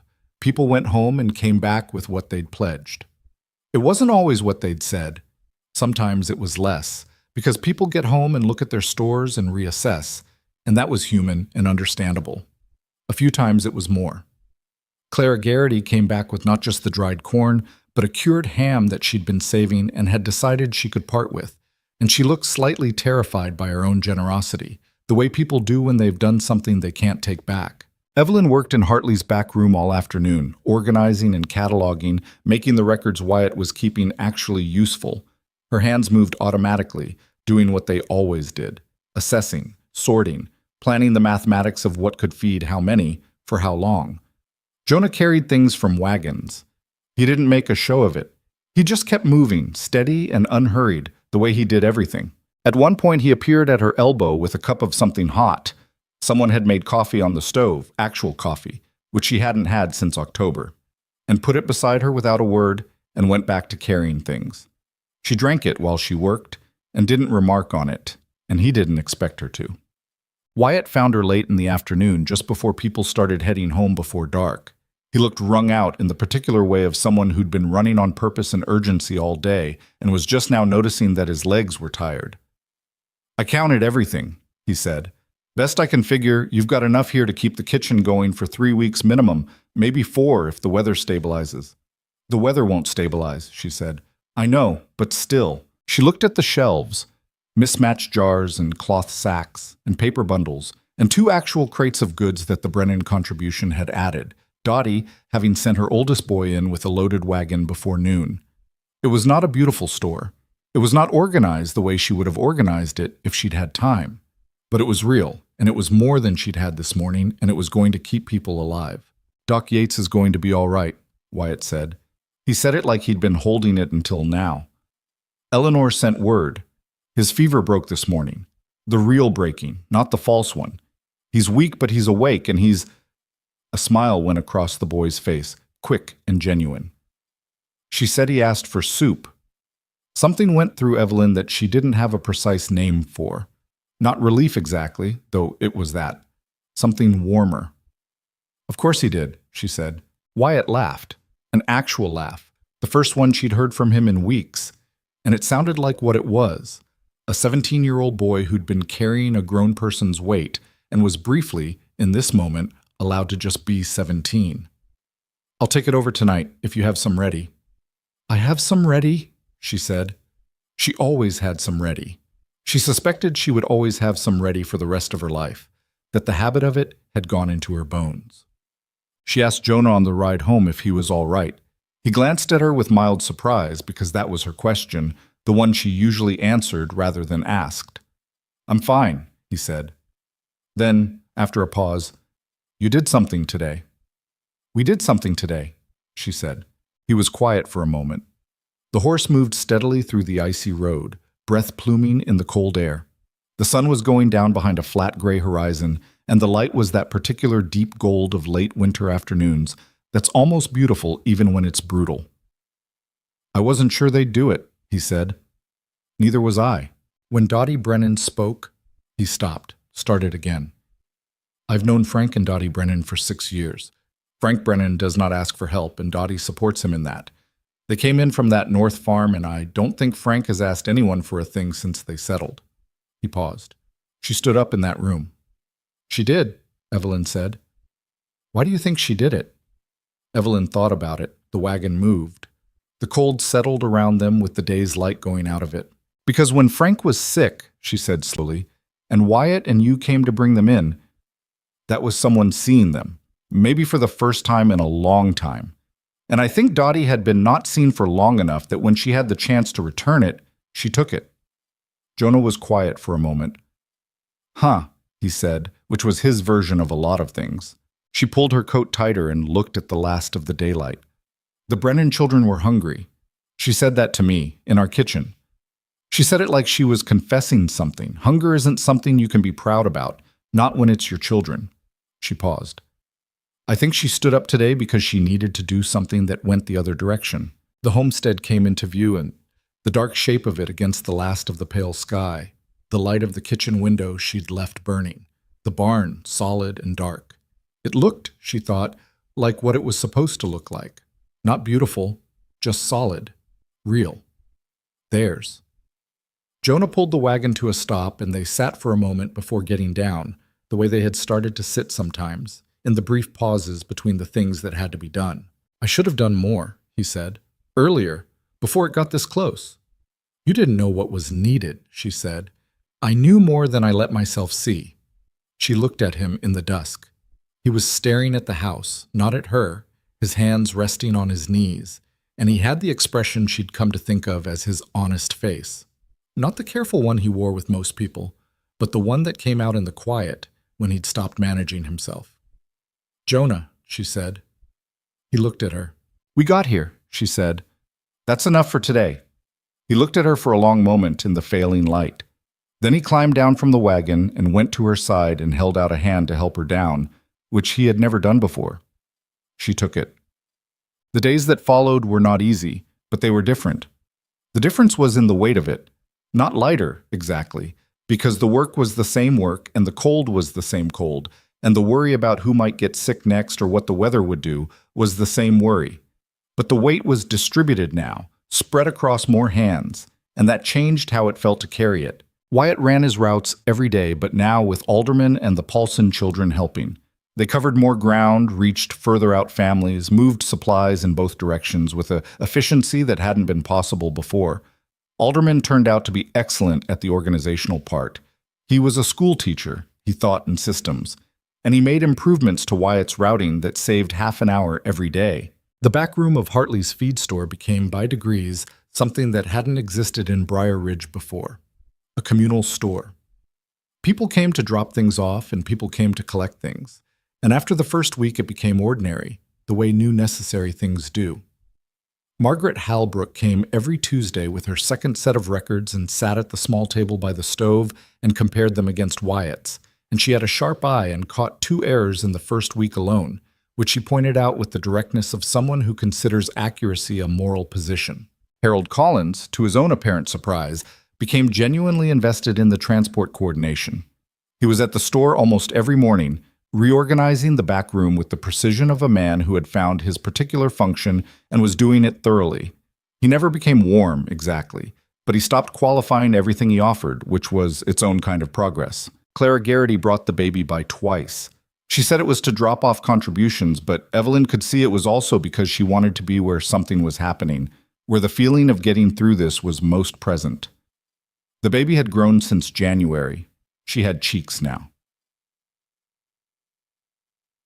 Saul Yates appeared at Evelyn's door on a Wednesday afternoon, 3 days after his fever broke for good. He looked terrible. He was thin in a way he hadn't been before and pale, and he moved carefully like a man relearning what his body could manage. But he was there, standing at her door in his coat and his wire-rimmed glasses with his hat in his hands. She stepped back and let him in, and put a chair close to the stove for him without a word. He sat down and looked around her kitchen, the organized shelves, the pot on the stove, the hooks with their drying herbs. And then he looked at her. I heard about Saturday, he said. News travels, she said. In a town this size, news is almost instantaneous, he paused. Eleanor told me what happened. Wyatt told me. Margaret Halbrook sent me a note. He looked at her with his direct, tired eyes. I understand you said some things I might have said, if I'd been on my feet to say them. You sent Eleanor to tell me to say them, she said. I gave you the push. You did the standing. She sat down across from him. He looked at his hands for a moment and then back at her. The county is going to be different after this, he said. It wasn't pride in his voice, just observation. What you built, it's not going to disappear when the snow melts. People know now that it works. They've seen it. I didn't build it alone, she said. No, but it started in your kitchen. He said this with the precision of a man who was giving credit where credit was exactly due. Not more, not less. I've been practicing medicine in this county for 11 years. I've tried to hold this place together with what I know, and I did not. He stopped, started again with more care. I did not think of this. That's worth naming. I should have thought of it, and I didn't. You thought of sending people to me, she said. That's not the same thing. He looked at her steadily. You understood what they needed before I did. Not just calories, the knowing that someone was paying attention to them, the not being alone in it. He paused. That's harder to see than symptoms. She was quiet for a moment. Outside the window, the sky was still gray, still heavy, still February. But there was something different in the light today. A quality she couldn't quite name, something that might, if she was being careful and not too optimistic, be the very early edge of a sky that was thinking about something other than snow. Will you be strong enough to make rounds soon? She said. Friday, I think. Maybe Thursday, if Eleanor lets me. The Paulson father's cough is still there. I've been worried about his lungs. Doc Yates nodded. I'll go there first. He put his hat back on and started to rise, and then stopped. One more thing. There's a family on the East Road, the Webbers. They came in from Iowa late in the season. Not many people know them. Wyatt mentioned they haven't been part of the pool. I'll have Wyatt stop by, she said. I thought you might. He almost smiled. It was a small, tired expression that suited his face well.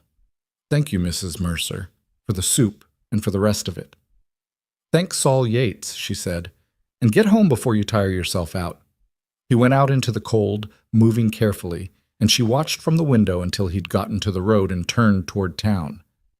Then she went back to the stove.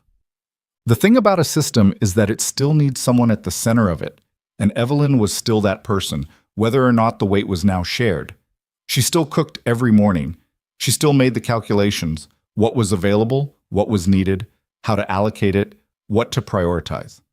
The difference was that now she had better information because more people were talking to each other, and better resources because more people were contributing. She also had Jonah in the cellar with her every evening, going through the day's accounts. He'd started doing this the week after the Saturday meeting, sitting across from her at the table with the records in front of them both, and going through the numbers the way he went through his farm accounts, methodically, without drama, asking questions when he had them. He was good at it. She hadn't expected that, though she should have, because he'd been managing a 160-acre farm alone for years, and that took a certain kind of mathematical intelligence. He caught inefficiencies she'd missed. He suggested she concentrate the broth into smaller batches of higher intensity, which was something she'd been doing intuitively, but he put into practical language. He noticed that Wyatt's route was adding 3 unnecessary miles on the east side and proposed a different sequence that Wyatt, when consulted, agreed was better. It was not romantic. It was not the kind of partnership she'd imagined for herself once upon a time in Ohio, when she'd imagined things. But it was real, and it worked. And on the cold evenings when they sat at the table going through numbers together, she noticed that they were talking. Not about the numbers. The numbers were just the occasion. They were talking about what they thought and what they worried about, and what they'd seen that day, the particular small observations that accumulate into the texture of a shared life. He told her one evening about his first wife. Not the bare fact of it, which she already knew, but the shape of it. A young woman from Indiana named May, who had come west with him full of courage and died in January of their first winter because she hadn't told him how sick she was, and he hadn't thought to ask, and by the time he understood what was happening, it was too late to fix. He said it plainly, the way he said things. No drama, no performance of grief, just the facts as he had them, which was its own kind of devastation. She listened without interrupting, which was what he needed. When he finished, she said, Is that why you didn't want me getting attached to the town? Because of what happened to her? He looked at the table for a moment. I think I'd decided that caring too much about outcomes was a form of setting yourself up. If you don't plan for the best thing happening, it can't disappoint you when it doesn't. That's a very efficient way to be unhappy, she said. He made the not quite sound that passed for his acknowledging she had a point. In so many words. I've been more polite than that, she said. You've been more polite than that, he agreed. They were quiet for a moment. The fire in the stove ticked and settled. I'm glad you came, he said. It was the closest thing to that kind of declaration she'd ever heard from him, and he said it the way he said everything else. Simply, without ornament, meaning it precisely. I'm glad too, she said. The third week of February came and went, and they were still standing. Not comfortably, not without cost. Alderman had a third bout of illness, milder than the previous ones, that kept him out of the routing for 4 days. One of the Paulson children twisted an ankle badly enough that her route coverage had to be redistributed. The weather gave them 3 more serious cold spells, including one night of 30 below that killed 2 of the Garrity chickens and froze a water line at Hartley's store. Each of these things required adjusting. Each of them required the network to flex and accommodate, to find what it needed somewhere other than where it usually found it. And each time, slowly, imperfectly, it did. Wyatt Collins, who had started the winter as a 17-year-old boy doing errands for the doctor, had become something else entirely. She watched him in those weeks and saw it happening. The particular development of a young person who has been trusted with serious responsibility and has discovered, to their own surprise, that they can carry it. He made decisions now without coming to her first. Good ones, mostly. When he got one wrong, he misallocated a contribution of dried apples one week, sending them to a family that didn't need them over one that did. He came to her not with an excuse, but with a plan for how to fix it. You made a mistake, she said, after he'd explained the fix. I know, he said, and you figured out how to address it. Yes. That's all there is to it, she said. You don't have to apologize more than once for a thing, just fix it. He looked at her with that expression of the older-than-17 one. My father told me something like that once. I didn't really understand it then. You understand it now? He thought about it honestly, which she'd learned was something he always did. I think so, yeah. She sent him on his route and watched him go and thought that whatever else this winter had cost, it had made Wyatt Collins into someone he wouldn't have been otherwise, and that was worth something. The first real sign of a different season came on a morning near the end of February, and it wasn't dramatic. It was just a quality of light through the kitchen window. Something slightly less flat, slightly less gray, a pale warmth at the edges of the morning that hadn't been there the day before. She noticed it while she was stirring the morning pot.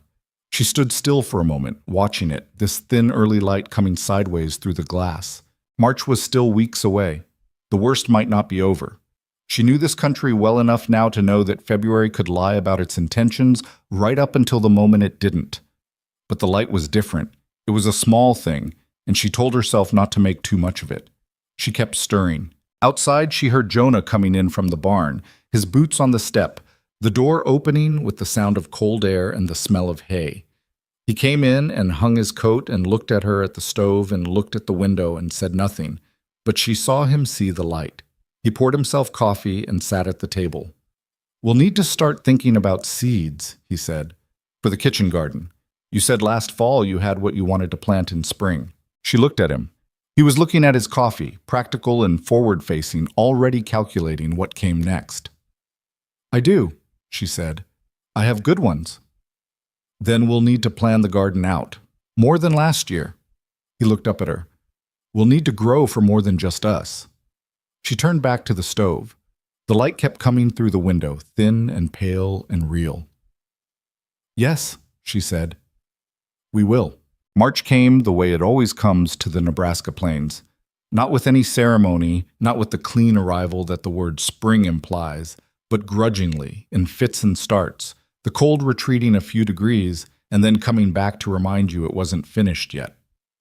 There were 2 more serious storms in the first 2 weeks of the month, one of them bad enough to keep everyone indoors for 3 days and to bring down a section of fence on the north side of Jonah's property. There was a morning of freezing rain that made every surface treacherous and sent Wyatt's horse sideways on the east road, though Wyatt himself came off without injury. There were nights when the temperature dropped back to 15 below, and the wind found every crack in every wall, and the frontier felt as indifferent and enormous as it ever had. But the light kept changing. Every day, almost imperceptibly, more of it, arriving a few minutes earlier in the morning, lasting a few minutes longer in the evening, coming through the kitchen window at a different angle than it had in January. Evelyn tracked it the way she tracked the stores, carefully, without letting herself read too much into any single day, but accumulating the evidence until it meant something. The communal store at Hartley's back room was still running. It had become, in the 6 weeks since the Saturday meeting, something that nobody had explicitly designed, but everyone had shaped by using it. People came to drop things off, and people came to collect, and the transactions had lost the formal quality they'd had at first. The careful accounting, the slight awkwardness of need being visible. Now it was more like neighbors helping neighbors, which was what it had always been, underneath. Wyatt ran his routes on Monday, Wednesday, and Friday now, with aldermen covering Tuesday and Thursday, and the Paulson children filling gaps. Doc Yates was back on his feet and making his own rounds again, though Eleanor still watched him from the doorway when he left each morning with the expression of a woman who had come close to something she didn't want to name and hadn't quite stopped being afraid of it. Saul Yates had come to Evelyn one afternoon in early March, not as a patient or visitor, but with a piece of paper in his hand and a look of purpose on his thin face. "I want to propose something," he said, sitting at her kitchen table, "to the town." She put coffee in front of him and sat down. "What kind of proposal?" He unfolded the paper. It was covered in his handwriting, small and precise, the handwriting of a man who had spent years writing in charts and record books. A storehouse, a permanent one, built for the purpose, maintained jointly, stocked before every winter by contribution from every family in the county. He looked at her over his glasses. "What we've been doing in Hartley's back room, but planned, structured, not crisis management, prevention." She looked at the paper. "Who builds it?" "That's the question. I think it has to be a community project. Every family that can contribute labor, contributes labor, same as the stores." "Where?" "I was thinking—" He paused. He was watching her carefully, which was something she'd learned to notice. Sol Yates watched people carefully when he was about to say something he wasn't certain of. "Near your property." She raised her eyebrows. "Centrally located," he said. "Accessible in bad weather. And—" He stopped. "Because you're the one who should be close to it. You're the one who knows how to use it." She sat back in her chair. Through the window she could see the kitchen garden. Still bare, still frozen, but with the particular look of ground that was thinking about changing its mind. She'd been out there 2 days ago, turning the first few inches of soil that had softened enough to work, her hands in the dirt, checking for things. "It would need to be run properly," she said. "Records, allocation. Someone making the decisions about what goes in and what comes out and when." "I know," he said. "That's a significant amount of work." "I know that too." He looked at her steadily. "Is that a no?"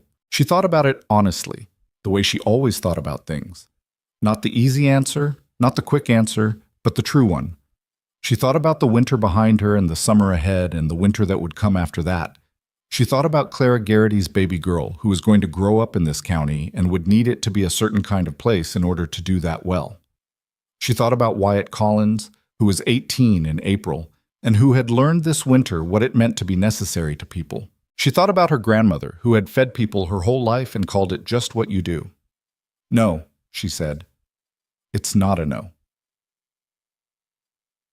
The proposal went to the town on a Sunday in mid-March, not in a crisis this time, but in something closer to a regular meeting. People gathered at Hartley's not because things were desperate, but because there was something to discuss. That difference, Evelyn thought, was itself a kind of progress. A community that only comes together in emergencies is a community held together by fear.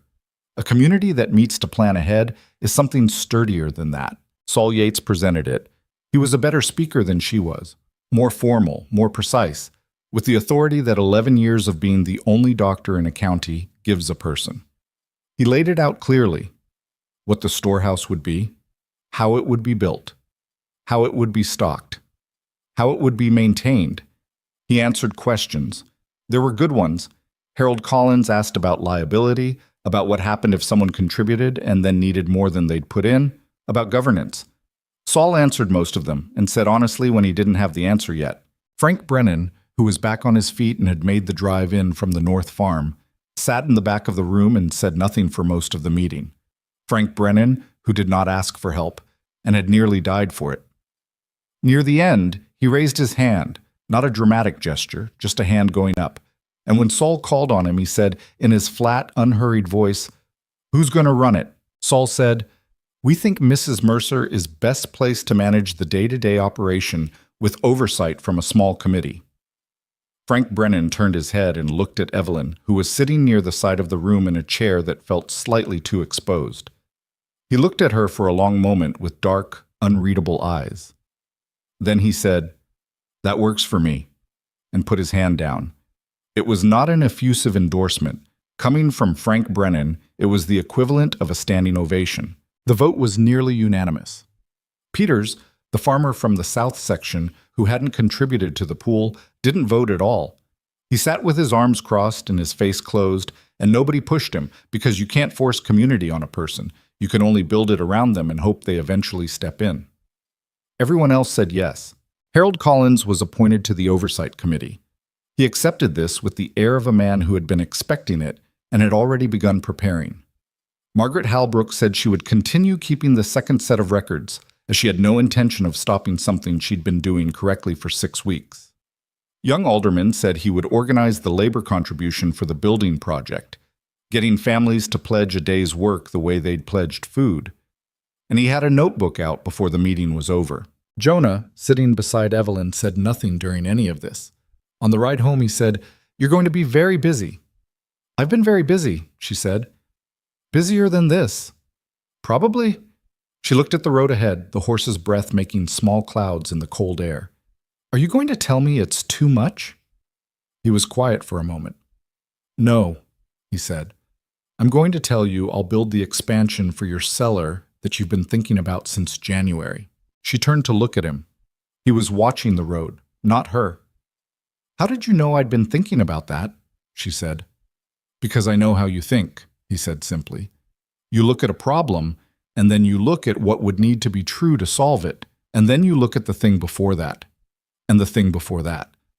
You've been looking at that cellar door since February, like it's about 3 feet too narrow." She turned back to the road. "It is about 3 feet too narrow. I'll fix it in April," he said, "when the ground softens." April came. The ground softened. It happened gradually and then decisively, the way thaws happen.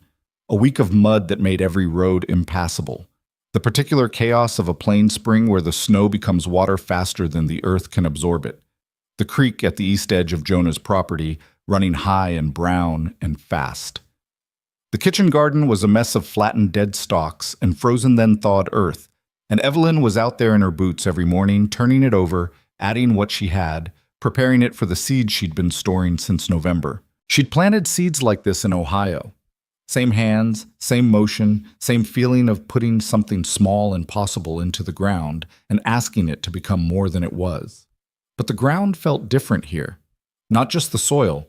The Nebraska soil was richer than she'd expected, dark and deep, the kind that had been growing grass for 1,000 years and had stored up a remarkable amount of patience. The difference was in how she felt kneeling on it, like it was hers now, like she'd earned the right to ask things of it. Jonah started on the cellar expansion in the second week of April, working methodically the way he worked everything, with the occasional assistance of a hired hand named Curtis, who was 16 and enthusiastic in a way that was helpful about 50% of the time. The work was loud and dirty, and it disrupted her kitchen for 3 days while he widened the access, and she worked around it without complaint because she understood what it was. It was him speaking the language he was fluent in, which was practical things done carefully. Wyatt came by one afternoon while the work was ongoing, stepping over lumber in the doorway with his hat in his hands. "Post office got mail," he said.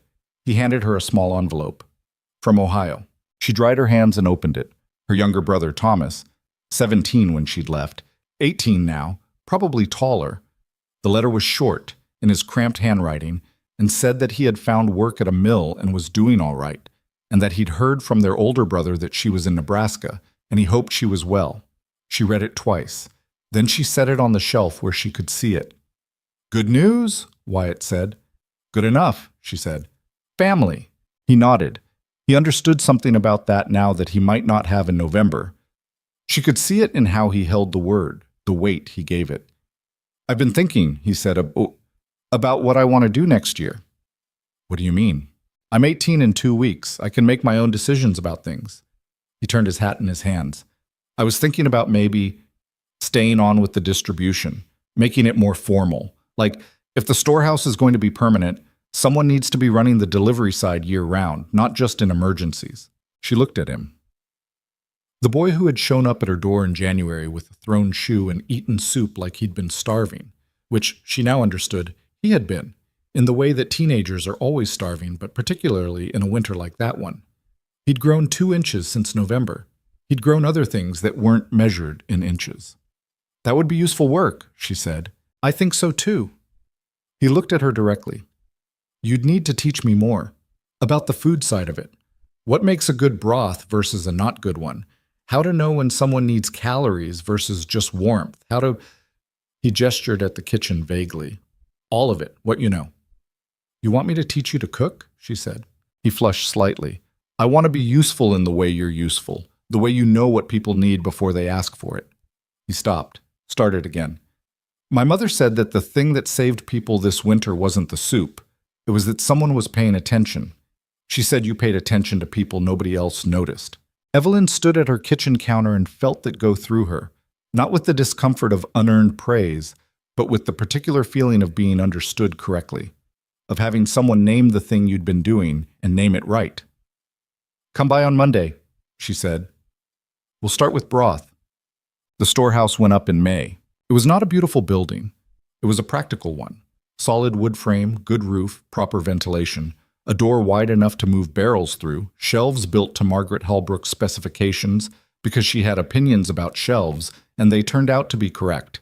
It was built over 4 weekends by a rotating assembly of county residents who showed up with tools and varying degrees of skill and the common quality of wanting to have done something they could point to. Frank Brennan showed up on the second weekend with his oldest son and worked from morning until late afternoon without stopping and without talking much, which was his way of saying what he thought.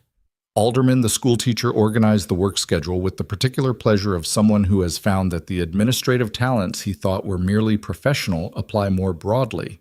Harold Collins came every day to check on the structural integrity of things, which annoyed the actual builders but caught 2 problems that would have caused trouble later. Clara Garrity brought lunch on the 3rd weekend. A huge pot of soup, enough for everyone working, which she hauled over in the back of her husband's wagon with the baby on her hip, and the expression of a woman who had found her footing again and intended to use it. Evelyn was there every day, not building. She knew her limits and lumber was outside them, but managing what the building was going to contain, organizing the first donations to the permanent stores, writing the allocation guide that would govern how it worked through the coming year. Jonah was there every day too, working alongside men he'd been neighboring with for years without much more than weather conversation. And she noticed that this changed something, this working together on a thing. Men who build something together are different men than men who merely live near each other. On the day they finished, the whole county came out. Not a ceremony exactly. Nobody made speeches, which Evelyn was grateful for because she was the person most likely to be called on to make one, and she didn't want to. But people gathered, and they looked at the building, and there was a quality in the gathering that was different from the emergency quality of February. It was quieter, more settled. The feeling of people who had been through something and were standing on the other side of it. Margaret Halbrook walked through the building slowly, examining the shelves, running her hand along the wood. When she came out, she said to Evelyn, "It'll do." From Margaret Halbrook, that was the highest possible praise. Urshaws. Summer came, and with it the work of filling the storehouse. Every family in the county was asked to contribute 10% of their harvest. Not charity, not a tax, just 10%. Most of them gave it without argument. A few gave more. Peters, the farmer from the south who had never voted on anything and never contributed to anything, showed up in September with a wagon of dried corn and set it in front of the storehouse doors and left without speaking to anyone. Evelyn chose not to make a thing of it. She just added it to the records. The kitchen garden at the Mercer homestead had produced more than she'd planned for, partly because the soil had been better than she'd estimated, and partly because she'd learned from the winter what she actually needed to grow and had planted accordingly. She spent August preserving things with a focused intensity that Jonah observed from a respectful distance. He had learned, over the course of a year, which of her activities benefited from questions and which did not. Canning season did not. One afternoon, in the middle of the canning, Clara Garrity arrived with her sister-in-law, a woman named Ruth, who had come west from Ohio in the spring and was looking at her first Nebraska winter with the expression of someone who has heard there's a test they haven't prepared for. Evelyn recognized the expression because she'd worn it herself. She brought them both inside and put them to work. "You'll want to know how to do this," she said to Ruth, handing her an apron. "Not just the canning, all of it, the broth making, the drying, the storing, what to do with bones, and what to do with the bits of vegetables that don't look like they're worth saving." Ruth looked at the organized chaos of the kitchen, jars and lids and the enormous pot and the methodical stacks on the table, with the slightly overwhelmed expression of a newcomer.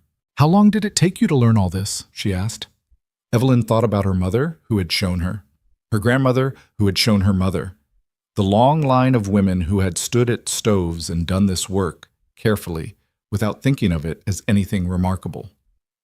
"I've been learning my whole life," she said, "but the knowing isn't the hard part." "What's the hard part?"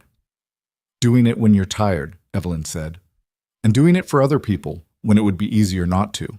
Ruth looked at her for a moment with the quiet assessment of someone who is trying to figure out where they've landed and what kind of people are around them. Then she picked up a jar and said, "Show me, Saad." The first anniversary of Evelyn's arrival in Briar Ridge came and went without ceremony because there was too much work for ceremony. She noticed it anyway. She was in the kitchen on a gray November morning, almost exactly 1 year from the morning she'd arrived. The same flat gray sky, the same smell of coming cold, the same sense of winter assembling itself on the horizon, and she stood at the window for a moment with her coffee and let herself look at what a year was. The cellar was full. Not just full, organized, cataloged, stocked with intention and knowledge. The storehouse at the edge of the property was also full, and its stores were covered by Margaret Halbrook's records and her own, and by the allocation guide she'd written over the summer, which aldermen had improved upon with suggestions that were mostly right. Saul Yates had not had to spend a winter stretched so thin again, because he had the storehouse to direct people toward instead of carrying it himself. He told her in September that he thought his patient outcomes were better this year, not because of medicine, but because people were better fed going into winter, and better fed people are better at being sick without dying from it. Wyatt Collins was 19 now, running the distribution operation with the confidence of someone who had learned that he was capable of more than he'd thought and had adjusted his sense of himself accordingly. He'd taken on 2 helpers of his own, younger boys who did what he'd done for her in that terrible January, and whom he was teaching with the unsentimental practicality she'd taught him. She'd watched him with them once and recognized herself in the way he handed something over without making it a lesson. Just, "Here is what we do. Here is why." The Paulson family was healthy. The Brennan children were not hungry. The schoolteacher Alderman had survived his 3rd Nebraska winter and written a letter home to Illinois that described the county with something like affection, which his mother had apparently found very surprising. Harold Collins had not become warm. He had become reliable, which in Evelyn's estimation was worth more. Jonah came in from the barn that November morning and found her standing at the window with her coffee, and he did not immediately start on the day's work the way he usually would. He came and stood beside her, looking out at the same gray sky. "Full year," he said. "Full year," she agreed. He looked at the kitchen garden, which was put to bed for winter now, the turned earth dark and waiting. He looked at the corner of the storehouse that was visible from this window. He looked at the cellar door with its new, wider frame. "I want to say something," he said. She waited. With Jonah, waiting was always the right response. "When I wrote that letter," he said, "to the broker, I was looking for someone capable. That's how I thought of it, capable. I needed someone who could manage a household and work hard and not fall apart in hard weather." He paused. "I didn't think about what kind of person that actually is, what it takes to be that kind of person." She looked at him. His face in the morning light was the face she knew now, all its geography familiar, its expressions a language she'd learned like any other language, slowly and then all at once. "What does it take?" she said. "More than I gave you credit for," he said. "More than capability. Something I don't have a clean word for." He looked at her directly. "You care about people you don't owe anything to. You do it automatically without deciding to, and you keep doing it even when it costs you. I don't know how to do that. I've never known how." She looked at the window. "You rode 7 miles in a blizzard for the Brennans. You cut wood every day when I needed it. You fixed the cellar door. You went to Eleanor Yates when Saul was sick, and you came back and told me the truth about what you found." She turned to face him. "You know how to do it. You just learned the language of it differently." He was quiet for a moment. Then, "You've been patient with my version of the language." "You've been patient with mine," she said. He looked at her for a long moment. Not the calculating look of the man who'd met her at the wagon a year ago. Not the watchful look of a man deciding how much to trust. Something more settled than that. Something that had made a decision. "I'm glad it was you," he said. "Specifically. Not someone capable. You." It was not a declaration from a novel. It was not graceful. It was a man who had lived alone for a long time, saying the thing that was true in the plainest words he had for it. "I'm glad it was you too," she said. "Specifically." They stood at the window together a moment longer. Then Jonah said, "I'll get the stove," and moved to do it, and Evelyn set down her coffee and went to the shelf where her notebooks were kept, the ones filled with her grandmother's recipes and her own, and she opened to a new page. She started writing down everything she'd learned this year, not just the recipes, but the knowledge behind them. What a body needs when it's sick versus when it's working. How to make something from nothing without it tasting like nothing. How to calculate what a family of 4 needs for 3 months, and how to stretch that calculation further without losing its integrity. How to look at a root cellar and know honestly what it means. She wrote for 2 hours while Jonah worked around her, and the stove heated the room, and the gray November sky sat outside the window, solid and familiar, belonging to a place she had not been born to, but had earned. She thought about what she would tell Ruth Garrity next week, when Ruth came by for her second lesson. She thought about the other new women she'd met this fall, wives and daughters who had come west and were doing the silent arithmetic of survival and didn't yet know how to talk about it with each other. She thought about what it had cost her not to know how to talk about it in those early months, and what it had cost the town. The next thing she wrote in the notebook was not a recipe. It was a list of names, women in the county who had knowledge worth knowing, things they'd learned in the states they'd come from, skills that Nebraska hadn't needed them to use yet, but would. She'd been thinking about gathering them. Not formally. Nothing with a name attached to it. No organization with officers and a charter. Just women who knew things, sharing what they knew, before the next hard winter arrived. Because it would arrive. She had no illusions about that. The frontier was not a problem to be solved. It was a condition to be lived in, and it would keep asking its questions for as long as anyone was trying to answer them. But she had learned something this year that she had perhaps always known, but needed to live in order to understand clearly, that the asking doesn't break you if you're not answering alone. Briar Ridge did not forget.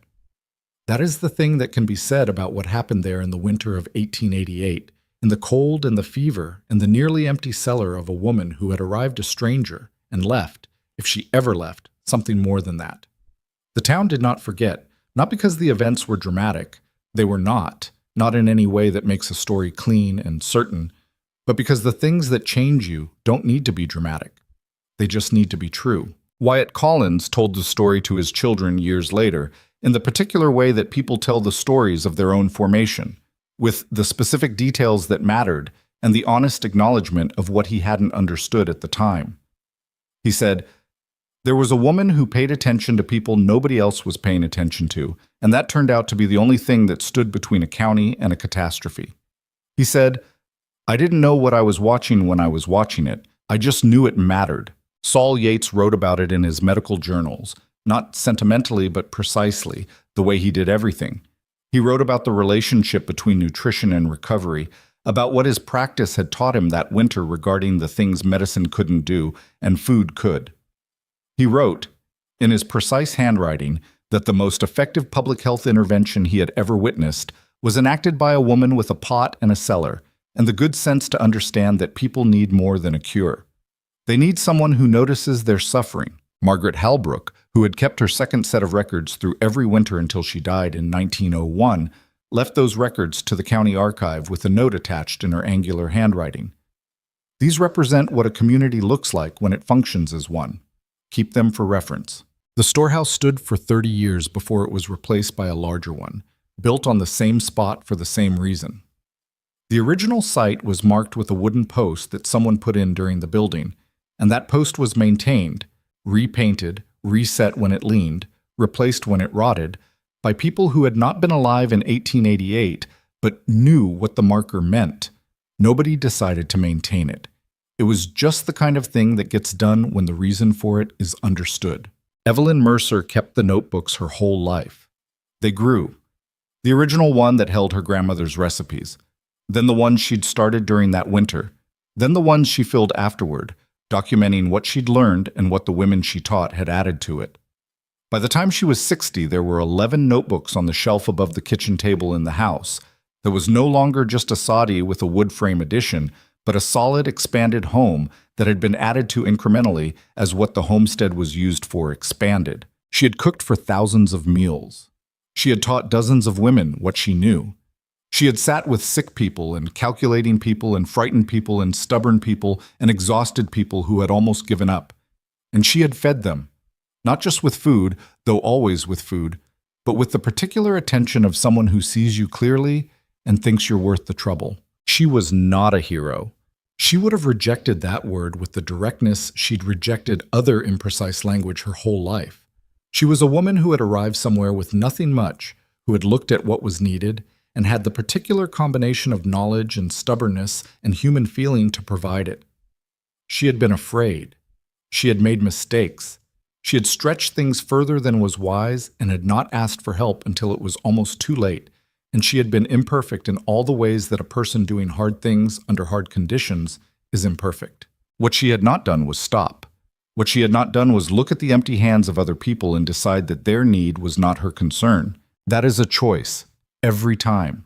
It does not become automatic. It requires making it again and again, in the morning when the stove is cold and the cellar is low and the winter is not over yet. In the moment when asking for help feels worse than going without it. In the space between knowing what's needed and doing the hard thing of admitting you can't do it alone. She made that choice, through a winter that could have broken her, and the town that might have forgotten her became instead the town that named its storehouse for her, in a small wooden sign above the door that said simply, Mercer Store, because one person fed us. Now we feed ourselves. Jonah Mercer, who had never been a man given to public sentiment, had put that sign up himself.